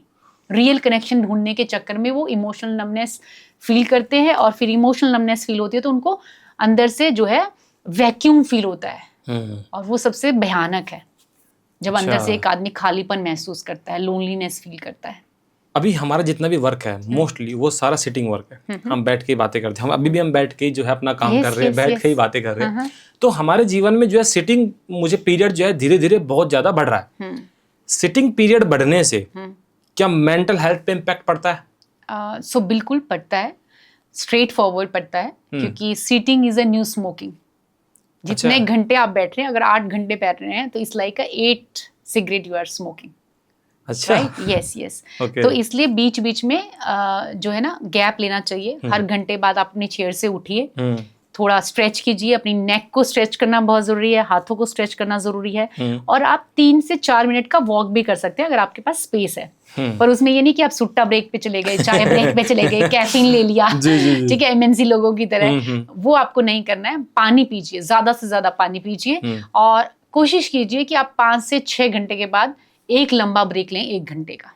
अच्छा, राइट बहुत सारे लोग हैं जो एंटरप्रेन्योर्स हैं, बिजनेसमैन हैं, वो बहुत लंबे समय तक जो है ना वो गैप ही नहीं लेते हैं काम करते हुए। आप ऐसा सोचेंगे कि मैम जिनके पास जो बड़े बड़े एंटरप्रेन्योर हैं, बड़े बड़े बिजनेसमैन हैं, वो तो नहीं मेंटल हेल्थ का शिकार होते, वो सबसे ज़्यादा प्रॉब्लम उनको है, क्योंकि एक तो उनके पास कोई शेयर करने के लिए, आप जितने बड़े पोजीशन पे हैं आपके पास दोस्त कम होते चले जाते हैं। राइट जितना, जैसे अभी आपके दोस्त जो गाँव के होंगे वो कहेंगे भाई तेरे पास तो टाइम ही नहीं है, तू तो ज़्यादा बड़ा आदमी बन गया है, वो डायलॉग करना शुरू कर देते हैं। तो ठीक इसी तरह से जो ज़्यादा रिच और ज़्यादा हाई प्रोफाइल लोग हैं वो अकेलेपन का शिकार हो जाते हैं। तो वो ज़्यादा लंबे समय तक काम में ही अपना सेटिस्फेक्शन, अपना कंटेंटमेंट ढूंढते हैं कि काम में सुख प्राप्त होता है। राइट तो इस वजह से भी लंबे समय से बैठने पे वो आइसोलेट हो जाते हैं और डिस्कनेक्टेड फील करते हैं, इमोशनली डिस्कनेक्टेड फील करते हैं लोगों से, और फिजिकल इम्पैक्ट आना शुरू हो जाता है। तो तब हमारे पास आते हैं वो लोग, तब उनको पता लगता है कि अब मुझे जो अंदर मेरे हो रहा है फील, मुझे वो किसी को शेयर करना है जो मैं किसी और को नहीं बता सकता, मैं इतनी बड़ी लेवल पे हूँ। स्लीपिंग, जैसे कि हमने भी बात ही किया था, आजकल लोग 4 बजे सो रहे हैं, 5 बजे सो रहे हैं, सोने का कोई टाइम नहीं है, ना ही कोई वो जगने का टाइम है। तो जो पुअर स्लीपिंग है या इर्रेगुलर जो स्लीपिंग है वो हमारे मेंटल हेल्थ के लिए किस हद तक खतरनाक हो सकती है? तो कम सोने से प्रीफ्रंटल कोर्टेक्स होता है हमारे ब्रेन के अंदर, नर्वस सिस्टम के अंदर। क्या होता है? प्रीफ्रंटल कोर्टेक्स जो हमें डिसीजन देने में हेल्प करता है। अच्छा। हमारे को एक्साइटमेंट फील कराता है, हम एंथुजियास्टिक फील करते हैं, हम अपने जो है ना नई लर्निंग को सीखते हैं, कोई नई चीज सीखना चाहते हैं। अगर हमारा प्रीफ्रंटल कोर्टेक्स अच्छा है तो हम लर्निंग अच्छे से करेंगे। राइट हम ज्यादा जल्दी चीजों को भूलेंगे नहीं। राइट अल्जाइमर नहीं होगा, वो क्या बोलते हैं, अल्जाइमर के साथ डिस्थेमिया यानी कि प्रोलॉन्ग डिप्रेशन नहीं होगा। तो प्रीफ्रंटल कोर्टेक्स को स्ट्रेंथन करने के लिए नींद बहुत ज्यादा जरूरी है। और जो एमिगाला है वो भी एक बहुत इंपॉर्टेंट पार्ट है हमारे नर्वस सिस्टम का। जब आप देर में सोते हैं तो उसको फियर होना शुरू हो जाता है कि आपको नींद आएगी ही नहीं। राइट और आप बार बार टाइम देखते रहते हैं। राइट फियर है ना कि कल सुबह उठना है, फिर अगले दिन जाना भी है, काम भी करना है। तो एमिगाला हर बार वो फियर लर्न कर लेती है।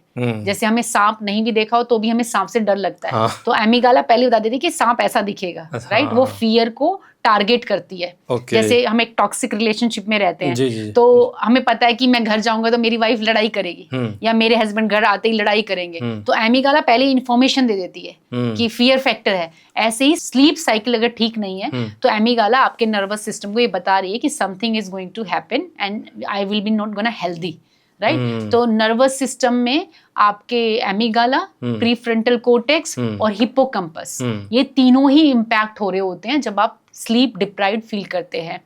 लाइक लोग बहुत देर तक, मैंने अगेन वो रेड बुल वगैरह पी के जागते रहते हैं, स्क्रीन देखते हुए जागते रहते हैं, तो उनका इम्पैक्ट ऐसा नहीं कि आज आप सो रहे हैं और आज नहीं सो रहे हैं और कल इम्पैक्ट आ गया। It will take time, you start feeling ageing, मतलब आप एज मतलब फील करने लग जाओगे जल्दी, है ना, क्योंकि आप टाइम पे नहीं सो रहे हो तो आपके फेस पे आना शुरू हो जाएगी, डार्क सर्कल्स आ जाएंगे, स्किन डल हो जाएगी। आप अगर सुबह 4 बजे सो रहे हो तो आपका ब्रेकफास्ट तो मिस हो ही गया। जब आप ब्रेकफास्ट करना है तब तो आप सो ही रहे हो, फिर आप लंच की जगह पे ब्रेकफास्ट कर रहे हो, फिर एक जो आपका टाइम है डिनर का या लंच का वो कट हो गया, तो आपको 1-2 फूड मिलेगा, आप पानी ज्यादा नहीं पियोगे। और सूर्य के अस्त होते होते हमें खाना बंद कर देना चाहिए, सूर्य उदय के साथ साथ हमें उठना चाहिए। अगर हम ऐसा करते रहे तो हमें किसी भी डॉक्टर की जरूरत ही नहीं पड़ने वाली है।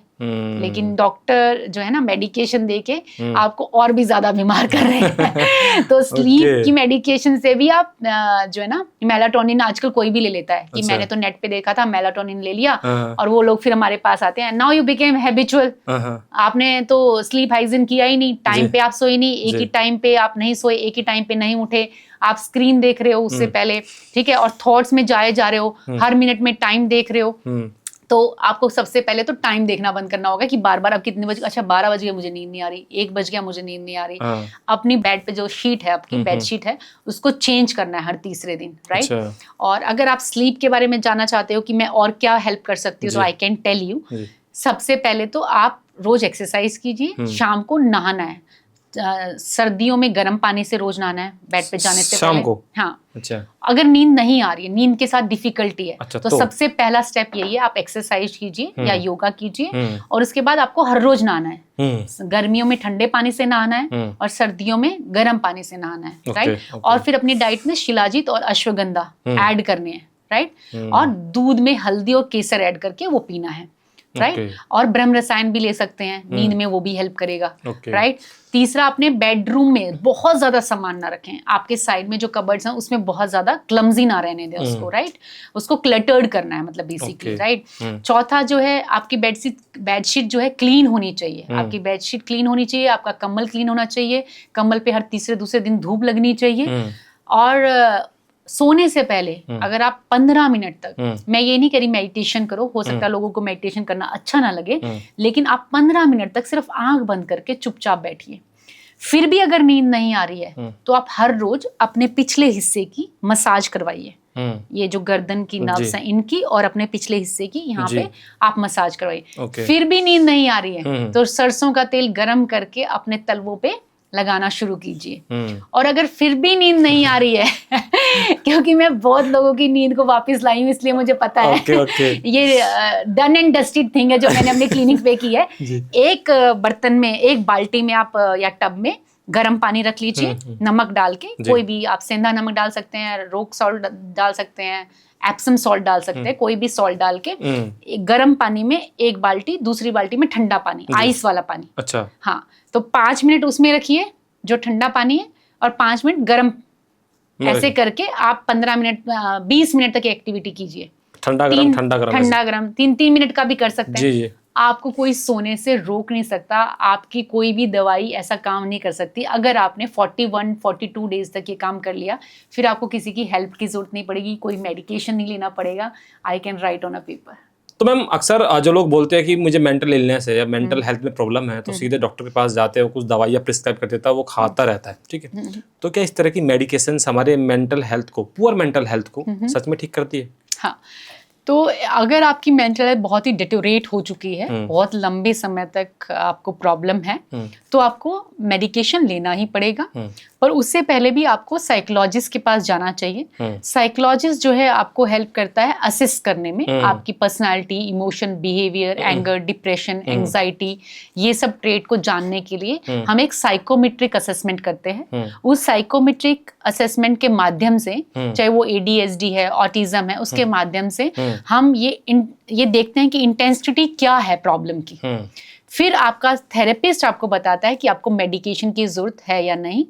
अगर BR स्कोर 85 से ऊपर है पर्सनालिटी ट्रेट्स में, ट्रेट्स जो हैं डिसऑर्डर में चेंज हो गए हैं, पर्सनालिटी ट्रेट डिसऑर्डर में अगर चेंज हो गए हैं, तो आपको मेडिकेशन लेना ही पड़ेगा, और उसके साथ साथ थेरेपीज भी लेनी पड़ेंगी, और उसके साथ साथ अपने लाइफस्टाइल में भी जो है चेंज करने पड़ेंगे। पर सिर्फ मेडिसिन सहारा नहीं बन सकती किसी भी चीज का, क्योंकि मेडिकेशन किसी भी चीज को रोकती है, खत्म नहीं करती। अगर आपकी शुगर की मेडिकेशन ले रहे हैं, BP की मेडिकेशन ले रहे हैं, तो आपको पता है ना कि एकदम से वो BP को या फिर कोलेस्ट्रॉल को कम नहीं करेगी, शुगर को कम नहीं करेगी। आप दोबारा डॉक्टर के पास जाएंगे, आपको दोबारा फिर उन्हीं चीज की मेडिकेशन लेनी पड़ेगी, है ना। ऐसा ही होता है। जी। अगर वो खत्म करती तो आपका खत्म ही हो जाता ना। तो मेडिकेशन इंडस्ट्री भी बहुत बड़ी इंडस्ट्री है। आप एक चीज की दवाई ले रहे हैं तो शायद हो सकता है आपका कुछ और खराब हो रहा उसी मेडिकेशन के सॉल्ट की वजह से। तो try to avoid having medication on small issues and don't be your doctor, right. तो आपको मेडिकेशन तब लेना चाहिए जब कोई ऐसा डिसऑर्डर हो गया हो जो बिना मेडिकेशन के ठीक नहीं हो सकता। अदरवाइज आपका लाइफस्टाइल, थेरेपीज और हीलिंग किसी भी मेंटल हेल्थ इश्यू को ठीक कर सकते हैं। और मेंटल हेल्थ जो है ना, एक ऐसा एरिया है जिसमें हम सोचते हैं कि दवाई ले लेंगे तो ठीक हो जाएंगे, पर वो अंडर द कारपेट कर देती हैं चीजों को, क्योंकि आपने उनको सरफेस पे लाके तो दिखा दिया, लेकिन उसका इलाज नहीं किया। तो आप मेंटल वेलनेस सेंटर आ सकते हैं। ठीक है। तो क्या साइड इफेक्ट भी हो सकता है? पता होना चाहिए ना कि अगर इससे लेने से आपके मेंटल में थोड़ा बहुत चेंजेस तो मिलेगा, लेकिन साथ साथ में आपको ये चीजें भी साइड इफेक्ट हो सकती है। ठीक है, आप ज्यादा लेट तक जागने के साइड इफेक्ट हैं, आपसे पूछ रही हूँ। हाँ बिल्कुल है। जंक फूड खाने के साइड हाँ इफेक्ट बिल्कुल हैं, है। ज्यादा स्क्रीन देखने के साइड Right, इफेक्ट हैं, हाँ ठीक है, ज्यादा पैसा खर्च करने के भी साइड इफेक्ट हैं, बिल्कुल, खत्म हो जाएगी एक दिन। राइट। इसी तरह से मेडिकेशन के भी 100% साइड इफेक्ट होते हैं, इसमें ना नहीं किया जा सकता। लेकिन कुछ बीमारियां मेंटल हेल्थ में ऐसी हैं जो बिना मेडिकेशन के ठीक ही नहीं हो सकती हैं, राइट। कौन सी होती है वो? आपको नाम बताऊं? हाँ। सिक्सोफ्रेनिया है, ओके। वो भी नहीं ठीक होता, और बाइपोलर नहीं ठीक हो सकता, और बॉर्डरलाइन इंटेंस अगर बॉर्डरलाइन इशू है, पर्सनालिटी डिसऑर्डर है, बीपीडी जिसको बोलते हैं, वो नहीं ठीक हो सकता। कभी कभी एडीएचडी को भी, अटेंशन डेफिशिएंट जो प्रॉब्लम है, उसको भी रेगुलेट करने के लिए मेडिकेशन दिया जाता है। हिस्टोनिक प्रॉब्लम में मेडिकेशन दिया जाता है। कभी कभी अल्कोहल अगर बहुत ज़्यादा है, उसमें मेडिकेशन दिया जाता है। बहुत सारी बीमारियां जैसे depression, anxiety, stress, burnout, procrastination, इन सब में कोई भी मेडिकेशन लेने की जरूरत नहीं है। एंगर में भी मेडिकेशन लेने की जरूरत नहीं है, पर एंगर जो है बाइपोलर की वजह से बढ़ भी सकता है, तो तब आपको मेडिकेशन की हेल्प लेनी पड़ेगी, तब आपको साइकेट्रिस्ट के पास जाना ही पड़ेगा, और आपका थेरेपिस्ट आपको बता देगा कि आपको ज़रूरत है, क्योंकि अगर वो ईमानदारी से काम कर रहा है। और थेरेपीज, एक और जो प्रॉब्लम है जो आपके थ्रू मैं लोगों को बताना चाह रही हूँ, कि आप थेरेपिस्ट को ऐसा सोचते हैं कि वो बात करेगा और बस ठीक हो जाएंगे, या क्या सिर्फ थेरेपिस्ट बात ही तो करते हैं और क्या करते हैं, ऐसा बिल्कुल भी नहीं है। थेरेपिस्ट आपको टूल्स और टेक्निक्स बताता है, आप 10 से 15 सेशन में बहुत अच्छा फील करते हैं, फिर आपको लगता है कि मैं पहले क्यों नहीं आया। तो अगर इस बात को स्प्रेड किया जा सके कि मेंटल हेल्थ जितना जल्दी हम संभालेंगे, उतना ज़्यादा हमारा फाइनेंशियल हेल्थ भी ठीक होगा, हमारा प्रोफेशनल हेल्थ ठीक हो जाएगा, सोशल हेल्थ ठीक हो जाएगा, इमोशनल हेल्थ ठीक हो जाएगा, क्योंकि सब कुछ नर्वस सिस्टम से है। आपकी बॉडी कोलैप्स हो जाए, आप बेड पे हैं, फिर भी अगर आपका ब्रेन 100% काम कर रहा है, तो आप काम करेंगे, वर्क फ्रॉम होम करेंगे, कुछ भी करेंगे, रिसर्च करेंगे। लेकिन अगर आपका नर्वस सिस्टम कोलैप्स हो गया, बॉडी कितनी अच्छी, आप कुछ भी काम नहीं कर पाएंगे। आप सोचो तो मोस्ट इंपॉर्टेंट क्या है? मेंटल हेल्थ, नर्वस सिस्टम इतना इंपॉर्टेंट है, राइट। और एक आदमी के अगर परिवार में मेंटल हेल्थ खराब है, तो बाकी वो बच्चे जो उनके घर में रह रहे हैं, जो बूढ़े उनके घर में रह रहे हैं, सब इम्पैक्ट होते हैं, और सबको फिर धीरे धीरे घर में आने का मन ही नहीं करता है। तो जितना जल्दी अवेयर हो जाएंगे लोग, उतना ज्यादा अच्छा रहेगा। अभी आपने ADHD के बारे में बात की है, बच्चों को अक्सर हो जाता है ऑटिज्म, ADHD। हाँ, तो आजकल वर्चुअल ऑटिज्म जो स्क्रीन की वजह से होता है, क्या होता है, कभी कभी माँ और बाप दोनों जॉब कर रहे होते हैं, और वो बच्चे को स्क्रीन दे देते हैं जब उनके पास बच्चा आता है कि चलो थोड़ी देर स्क्रीन देख लेगा, राइट। ऑटिज्म, वर्चुअल ऑटिज्म कैसे चेंज हुआ? आप नैनी के पास हैं, नैनी जो है बच्चे के पास है, आप जॉब पे चले गए हैं दोनों, बच्चे को नैनी पूरा दिन स्क्रीन दिखा रही है, राइट। स्कूल में आपने डे केयर में छोड़ा, सामने स्क्रीन चल रहा है, आपका बच्चा स्क्रीन देख रहा है, तो वर्चुअल ऑटिज्म बहुत बढ़ रहा है बच्चों में। इसलिए बच्चे इरिटेट भी रहते हैं, वो फोन के साथ ही खाना खा रहे हैं। कभी कभी मदर मेरे पास आती है कि मैम क्या करें, ये तो खाना देख के ही खाता है, स्क्रीन बिना देखे तो खा ही नहीं सकता। भाई बच्चे को पेट से निकलने के बाद ये थोड़ा ना पता था कि स्क्रीन मिलेगा। You have made her habitual ना, और हिम हैबिचुअल की भाई तुम स्क्रीन देख लो और तब खा लो, क्योंकि माँ ने और पिता ने दोनों ने ही ईजी करने के लिए अपने वर्क को, ज्यादातर तो पिता ऐसा करते हैं कि अगर उनको बच्चा संभालने की ड्यूटी दे दी जाए ना, तो बच्चे को स्क्रीन पे ही बिठा देंगे, वो संभालना नहीं जानते, उनसे बात ही नहीं करेंगे, वो अपने फोन में लग जाएंगे, बच्चे को स्क्रीन पे बिठा देंगे। मदर फिर भी कोशिश करती है कि वो बच्चे को बाहर ले जाए, नैनी के साथ बाहर भेज दे। तो वर्चुअल ऑटिज्म बहुत बढ़ रहा है, ऑटिज्म बहुत बढ़ रहा है, लर्निंग डिसेबिलिटीज बहुत बढ़ रही है।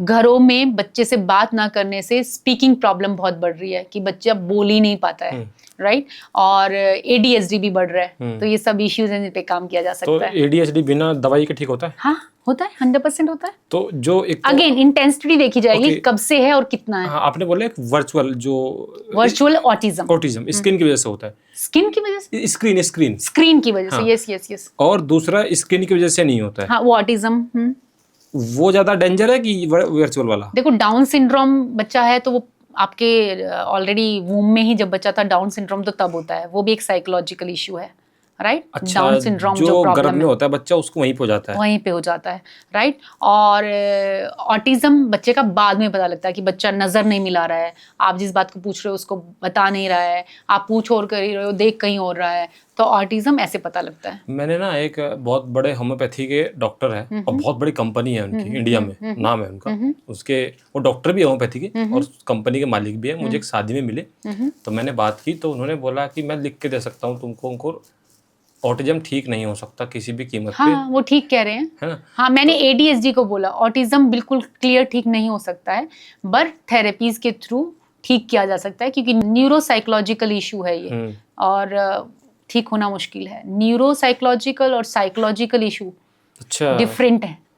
तो थोड़ा इम्प्रूवमेंट आ सकता है बस। हाँ इम्प्रूवमेंट आएगा। पेरेंट्स को भी थेरेपीज लेनी पड़ेंगी, how to handle the child. बच्चे को भी थेरेपी देनी पड़ेगी, और जो बच्चा जिसके साथ पूरा दिन रहता है उनको भी थेरेपीज लेनी पड़ेंगी। वेज आउट बता सकते हैं कि ऐसे ऐसे बच्चे को ठीक किया जा सकता है, ओके मोर रेगुलेट किया जा सकता है towards his actions, towards his performance. Okay. तो मैम जाते जाते आजकल जो टीनेजर जेनजी का जो जमाना है, जेनजी का मतलब सिर्फ उम्र से नहीं है, जेनजी का मतलब उनकी सोच से भी है ना, उनकी साइकोलॉजी से भी है, वो किस तरह से थोड़ा सा डिफरेंट सोचते हैं हर इश्यूज के बारे में। आप तो मेंटल हेल्थ कोच है तो आपको तो पता है, आज का जो इंडिया का जेनजी मैं जानना चाहता हूँ, उसमें आपको क्या लगता है कि वो क्या हमारी सोसाइटी के लिए, हमारी कंट्री के लिए जो उनका थॉट प्रोसेस बनता जा रहा है वो सही है या उन्हें कुछ चेंज करने की जरूरत है? नहीं, जेनजी तो हमसे एडवांस है, बिल्कुल 100% एडवांस हैं ये लोग, हमसे ज़्यादा नॉलेज रखते हैं। जिन चीज़ों की हमें जानकारी नहीं, AI से रिलेटेड, लैपटॉप से रिलेटेड, सॉफ्टवेयर से रिलेटेड, ये ज़्यादा हमसे एडवांस है और ये अच्छी बात है, एडवांस है हमसे। हमें ऐसा लगता है कि वो हमारे जैसा बिहेव क्यों नहीं कर रहे, जैसे हम अपने माँ बाप का कहना मानते थे, ऐसे क्यों नहीं मान रहे, जिद क्यों पकड़ रहे हैं। क्योंकि जेनजी में ज्यादातर बच्चे 1 या 2 ही हैं पेरेंट्स के पास, हम 6-6 7-7 होते थे, तो हमें मौका ही नहीं मिलता था जिद करने का, है ना, ये तो सच है। ये तो सच है, राइट। तो जेनजी जो है ज्यादा इंटेलिजेंट है और हमसे ज्यादा इमोशनली रेगुलेटेड है। हम अपनी बातें मन में रखते थे, ये कन्फ्रंट करते हैं जब इनको कोई चीजें पसंद नहीं आती हैं। थोड़ा थोड़ा प्रॉब्लम इनमें जो है कंसंट्रेशन का है, ब्रेन फोगिंग का है और जंक फूड खाने का है। अगर इन चीजों पे पेरेंट्स के द्वारा काम किया जाए शुरू से ही, स्क्रीन कम देखना, जंक फूड घर में ना लाना, टाइम पे सुलाना, अगर ये 3 चीजें ठीक कर दे तो वो लोग तो हमसे बहुत बेहतर और बेटर है, होने भी चाहिए। मेरे पिताजी बोलते थे कि अगर आपका बच्चा आपसे ज्यादा इंटेलिजेंट नहीं है, ज्यादा एक्सपोजर नहीं ले रहा है, तो ये आपके पेरेंट का कसूर है, बच्चे का कसूर नहीं है। राइट। तो हमसे ज्यादा एडवांस होना ही चाहिए इन लोगों को, हमसे ज्यादा एक्सपोजर ज्यादा मिलना चाहिए, ज्यादा एक्सपेंड करना है इन लोगों को अपने आप को। तो जेनजी तो फ्यूचर है जिंदगी का, तो इनको थोड़ा डिसिप्लिन करने की जरूरत है, ये हमसे ज्यादा अच्छे हैं। नेपाल वाले जेनजी ना हो। ऐसा भी हो सकता है, क्योंकि इग्निशन तो कहीं से भी मिल जाता है ना बच्चों को, कहीं से भी। वो आग दी और हवा आई और आग ज्यादा बढ़ गई, तो ये तो कहीं से भी आ सकता है, क्योंकि ये लोग ज्यादा कनेक्टेड नहीं है सोसाइटी से, तो कुछ भी कर सकते हैं। वर्चुअल सोसाइटी से ज्यादा कनेक्टेड है। हाँ, एग्जैक्टली। और पेशेंस का लेवल आई थिंक मुझे लगता है इन लोगों में जैसे कि कम है, बहुत कम है। मैंने रीजन बताया ना, क्योंकि 1-1 2-2 बच्चे हैं, आपकी हर जरूरत पूरी हो रही है, आप जो मांग रहे, अब आपका भी एक ही बेटा है ना, तो आप सोचोगे जो मुझे नहीं मिला गांव में रहते हुए या शहर में रहते हुए, मैं अपने बच्चे को जरूर दूंगा। जैसी एजुकेशन मैं चाहता था, हो सकता है मुझे मैं अपने बच्चे को 100% दूंगा। तो हम अपनी डिप्राइवेशंस को ना बच्चों पे डालते हैं, इसलिए भी बच्चे जिद्दी हो जाते हैं, क्योंकि हमारे बच्चे को किसी चीज की कमी नहीं होनी चाहिए। This is not possible. आप अपने बच्चे को कंपल्शन दे रहे हो कि आपकी हर बात कही हुई पूरी की जाएगी, which is a bad parenting. Okay, तो अभी हम एक कुछ सवाल है जो कि आपको 1 मिनट में उनका जवाब देना है। अच्छा, छोटा छोटा सवाल है। हाँ, ठीक है, ठीक है। तो ये रील का सवाल है, ऐसे कौन से ईयरलिस्ट साइन होते हैं जिससे कि ये पता लग सके कि एक इंसान में जो है मेंटल हेल्थ प्रॉब्लम है? ओके, आइसोलेशन सबसे पहला साइन है कि वो किसी से बात नहीं कर रहा है। जो वो काम कर रहा था पहले और उसमें उसको मजा नहीं आ रहा है, जैसे खाने का शौक था वो खत्म हो गया, दोस्तों से मिलने का शौक था वो खत्म हो गया है। और तीसरा, बहुत ज्यादा सो रहा है या बिल्कुल भी नहीं सो रहा है, राइट।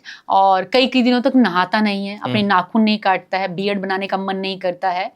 मेंस्ट्रुएशन हो गया तो उसको जो है क्या कहते हैं, कोई हाइजीन नहीं है मेंस्ट्रुएशन के टाइम पे। तो ये सब अर्ली साइन है जब आपको लगता है कि उसका जो है ना मेंटल हेल्थ ठीक नहीं है। ओके। अगर किसी इंसान को एंजाइटी या डिप्रेशन है तो फैमिली और फ्रेंड्स को उसे किस तरीके से सपोर्ट करना चाहिए? सबसे पहले तो इमोशनली कनेक्ट होना फील करवाना उनको जरूरी है। इमोशनली कनेक्ट फील करेंगे तो वो अपना भाव व्यक्त कर पाएंगे कि हमें कैसा फील हो रहा है, राइट। और फैमिली को as soon as possible early stage पे थेरेपिस्ट के पास लेके जाना चाहिए। क्या पता आज आपके इस सेशन के थ्रू हम टैबू को हटा पाए, मेंटल हेल्थ के इश्यूज को। उनको ये नहीं बोलना चाहिए कि सब तो ठीक चल रहा है, तुम्हें सब कुछ तो मिल रहा है, तुम फिर भी ऐसा क्यों कर रहे हो, अच्छा खाना खाते हो, अच्छे स्कूल में जाते हो, पर हो सकता है इशू उसके फ्रेंड से रिलेटेड हो, टीचर से रिलेटेड हो, उसके खुद के इमोशन को वो रेगुलेट नहीं कर पा रहा हो। तो फैमिली और फ्रेंड्स अगर चेक अपॉन कर पाए और क्या वो बहुत ज्यादा स्क्रीन के आगे तो नहीं बैठा है, अपना रूम बंद ही तो नहीं करके बैठा है, पर्दे हटा ही नहीं रहा है, तो ये सब चीजें फैमिली के द्वारा हेल्प की जा सकती हैं। ओके। और जो कम्युनिटी और सोसाइटी का जो सपोर्ट होता है, उनका रोल क्या होना चाहिए एक मेंटल वेलनेस को प्रमोट करने में? मैंने आपको पहले ही बताया, awareness is the first thing, acceptance is the second thing and action is third. तो सबसे पहले तो आप जैसे सोसाइटी को आज अवेयरनेस फैलाएंगे इस पॉडकास्ट के थ्रू कि mental health is equally important to physical health. और मैं तो ये कह रही हूँ मेंटल हेल्थ उससे भी ज्यादा इंपॉर्टेंट है कि अगर ब्रेन कोलैप्स हो गया तो बॉडी कुछ काम ही नहीं आएगी। बॉडी कोलैप्स हो जाए, ब्रेन जो चलता रहे तो भी हम कुछ कर सकते हैं, राइट। तो सोसाइटी में ये बताना एक दूसरे को कि भाई मैं भी मेंटल हेल्थ थेरेपिस्ट के पास गया था और मेरे को ऐसा फील हो रहा है, क्योंकि लोग तो छुपाते हैं ना, वो कहते हैं कि दोस्तों को तो बता ही नहीं सकते मैम कि हम थेरेपी ले रहे हैं, वो हमारा मजाक बनाएंगे कि यार तू मर्द नहीं है, तू थेरेपी ले रहा है। जबकि इंडिया में तो सबसे ज्यादा मैन मेंटल हेल्थ पे काम होना चाहिए। इंडिया में लड़कों को इमोशन टैग ही नहीं करने आते।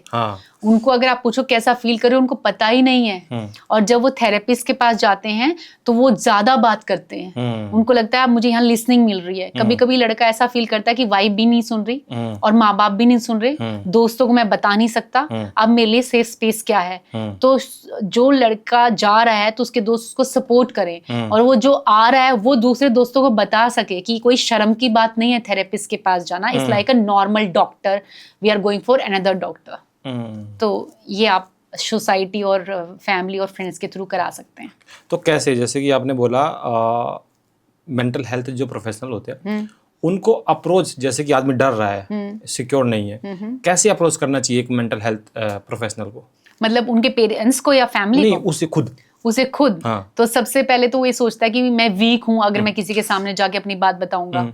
बहुत सारे ऐसे डार्क सीक्रेट्स होते हैं जो अंदर अंदर आदमी को खत्म कर रहे होते हैं। थेरेपिस्ट के पास लाइसेंस होता है और वो आपकी बात कहीं भी जाने नहीं देते हैं। मतलब आपकी बात जो उस रूम में हो गई आप उसको बाहर नहीं बता सकते, रिवील नहीं कर सकते। नाम एग्जाम्पल दे सकते हो आप, कहीं पॉडकास्ट या कहीं मोटिवेशनल स्पीचेस कर रहे हो, राइट। और दूसरा, उसको खुद ही मोटिवेट होकर आना चाहिए। अगर वो किसी दूसरा आदमी को ही ला रहा है तो फिर उतना अच्छा रिजल्ट हम नहीं दे पाते हैं, राइट। कि अगर पेरेंट्स ले आए बच्चे को कि मैम इसको थेरेपी की जरूरत है, वो नहीं इतना अच्छा परफॉर्म कर पाएगा।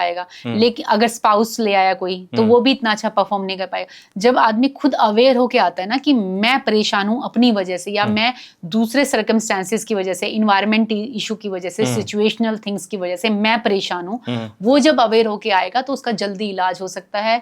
अवेयरनेस होने से बहुत सारी एक्सेप्टेंस आ जाती है और आदमी एक्शन लेना धीरे धीरे शुरू कर देता है। तो सबसे पहले तो उसको खुद ही अवेयर होना है कि मेरे को जाना चाहिए, कोई ये बुरी चीज नहीं है। लोग तो ब्रोथल में जाते हैं, रेड लाइट एरियाज पे जाते हैं, वहां पे तो नहीं अपने दोस्तों को आप खुश होकर बताते हो यार मैं तो वहां गया था, बैंकॉक गया था, बताते हैं ना। तो आप थेरेपिस्ट के पास जा रहे हैं, आप कोई बुरी जगह नहीं जा रहे हैं। और आप जो है ना अपने मेंटल हेल्थ के साथ साथ आप दूसरों के साथ भी काम कर रहे हैं। आपको पता लग रहा है कि मेरे साथ ऐसा क्यों हो रहा है, मेरा फ्यूचर क्या है। अगर मैं ऐसा सोचता रहा, डार्क रूम में बैठा रहा और किसी से बात नहीं की, तो मेरे ऊपर क्या इम्पैक्ट आ रहा है। बॉडी पैरालाइज हो जाती है, माइंड पैरालाइज हो जाता है। अगर आप बात कर सकते हैं तो आपको थेरेपिस्ट के पास जाना जरूरी है। कोई वीक साइन नहीं है। थेरेपीज के लिए स्ट्रॉन्ग लोग आते हैं, स्ट्रॉन्ग माइंडेड लोग आते हैं। जब एक और जो स्टिग्मा है कि पागल लोग थेरेपिस्ट के पास जाते हैं, ऐसा लोग बोलते हैं ना, अरे तुम साइकोलॉजिस्ट के पास गए, वो तो पागलों के डॉक्टर हैं। हम पागलों के डॉक्टर नहीं है, राइट। जो बहुत ज्यादा डिसऑर्डर बढ़ जाता है तो उनको रिहेबिलिटेशन सेंटर में भेजा जाता है, और बहुत ज्यादा अल्कोहलिज्म बढ़ जाता है तब उनको रिहेबिलिटेशन सेंटर में भेजा जाता है। आप जब हमारे पास आते हैं तो आप स्वस्थ होते हैं और आप जानकारी प्राप्त करना चाहते हैं कि हम इसको कैसे रेगुलेट कर सकते हैं। अगेन मैंने कहा ना कि most highly intelligent person is who can think about his behavior and his action, his thought, his emotions. Okay. ऐसी कोई कॉमन मिथ मेंटल हेल्थ के रिगार्डिंग जिसको आप चाहती है कि लोग इस पर थोड़ा विश्वास करना बंद कर दे? एक तो यही कि एक थेरेपी में, 2 थेरेपी में सब कुछ ठीक हो जाएगा, ऐसा बिल्कुल भी नहीं है। और एक थेरेपिस्ट की तरफ से भी गलती होती है कि कई बार थेरेपिस्ट अपने ऊपर को डिपेंडेंट कर लेता है क्लाइंट को कि हर तीसरे दिन बुला रहा है। तो एक आपको पर्टिकुलर जैसे एक रूल है कि हर हफ्ते आप थेरेपीज कीजिए, हफ्ते में 3-4 बार जाने की जरूरत नहीं है अपने थेरेपिस्ट के पास। दूसरा, थेरेपी कमजोर लोगों का काम नहीं है, ऐसा मतलब सोचते हैं लोग। स्ट्रॉन्ग लोग थेरेपिस्ट के लिए जाते हैं। तीसरा, ऐसा जरूरी नहीं है कि घर में इन्वायरमेंट भी ठीक है, मनी भी ठीक है, पेरेंट्स भी ठीक है, तब आपको कोई मेंटल हेल्थ इशू नहीं हो सकता। आपको तब भी हो सकता है, कोई भी चीज इम्पैक्ट कर सकती है। आप इमोशनली ओवर सेंसिटिव हो सकते हैं, आप ओवर थिंकर हो सकते हैं, आप नेगेटिव थिंकर हो सकते हैं। तो आपका साइकोलॉजिस्ट आपको उस चीज से बाहर निकालने में हेल्प कर सकता है। और सोसाइटी में ये कोई अब टैबू नहीं है, बहुत सारे हाई प्रोफाइल लोग आ रहे हैं। कई लोग अपने आप को इंटरव्यूज में बताते भी हैं कि हम थेरेपीज के लिए गए, कितने बॉलीवुड हीरो हीरोइंस बताते हैं, कितने एंटरप्रेन्योर्स बताते हैं हम थेरेपीज के लिए जाते हैं। और अगर ऐसा होता तो पूरा यूरोप, अमेरिका, कनाडा थेरेपी ले रहा है, वहां पे हैप्पीनेस इंडेक्स इतना ज्यादा है, हमारा हैप्पीनेस इंडेक्स कितना कम है, कितना खराब है। तो इसका मतलब हम थेरेपीज नहीं ले रहे तो हम खुश भी नहीं है। तो ये सब मिथ है। ओके, अभी जो लोग आपको सुन रहे हैं फिलहाल लाइव, तो ऐसी एक एक्शनेबल एडवाइस उनको आप क्या देंगे जो लोग स्टक है मेंटल हेल्थ को लेकर के अपनी, और उनको आप अभी फिलहाल क्या एडवाइस देना चाहते हैं कि उनको ये काम से शुरुआत कर देनी चाहिए? तो उनको सबसे पहले अपना स्क्रीन बंद कर देना चाहिए। सबसे पहले तो ये सबसे ज्यादा जरूरी है। और अगर वो स्टक है अपनी लाइफ में तो talk to a person who is close to you. आपका दोस्त हो सकता है, माँ हो सकती है, पिता हो सकता है, बच्चा हो सकता है। Talk to the person and take a help from a therapist and you will be fine soon and you will be thankful for this podcast कि मुझे यहाँ से पता लगता है कि थेरेपिस्ट के पास क्यों जाना चाहिए भी। ओके, लिसनर को ये कैसे जानना चाहिए जो अभी देख रहे हैं कि जो स्ट्रेस है उनमें वो नॉर्मल स्ट्रेस है या कुछ सीरियस प्रॉब्लम भी हो सकती है? देखो, नॉर्मल स्ट्रेस तो डे टू डे लाइफ में चलेगा ही। अगर आप स्ट्रेस नहीं ले रहे तो आप परफॉर्मेंस भी नहीं कर रहे हैं, राइट? अगर आप बिल्कुल स्लगिश हैं और आप बस खा ही रहे हैं, पी रहे हैं, लेटे हुए हैं और आपको कोई परफॉर्मेंस ही नहीं करनी, परफॉर्मेंस करनी है, कहीं पे जाना है, तो स्ट्रेस तो लाजमी सी बात है ना?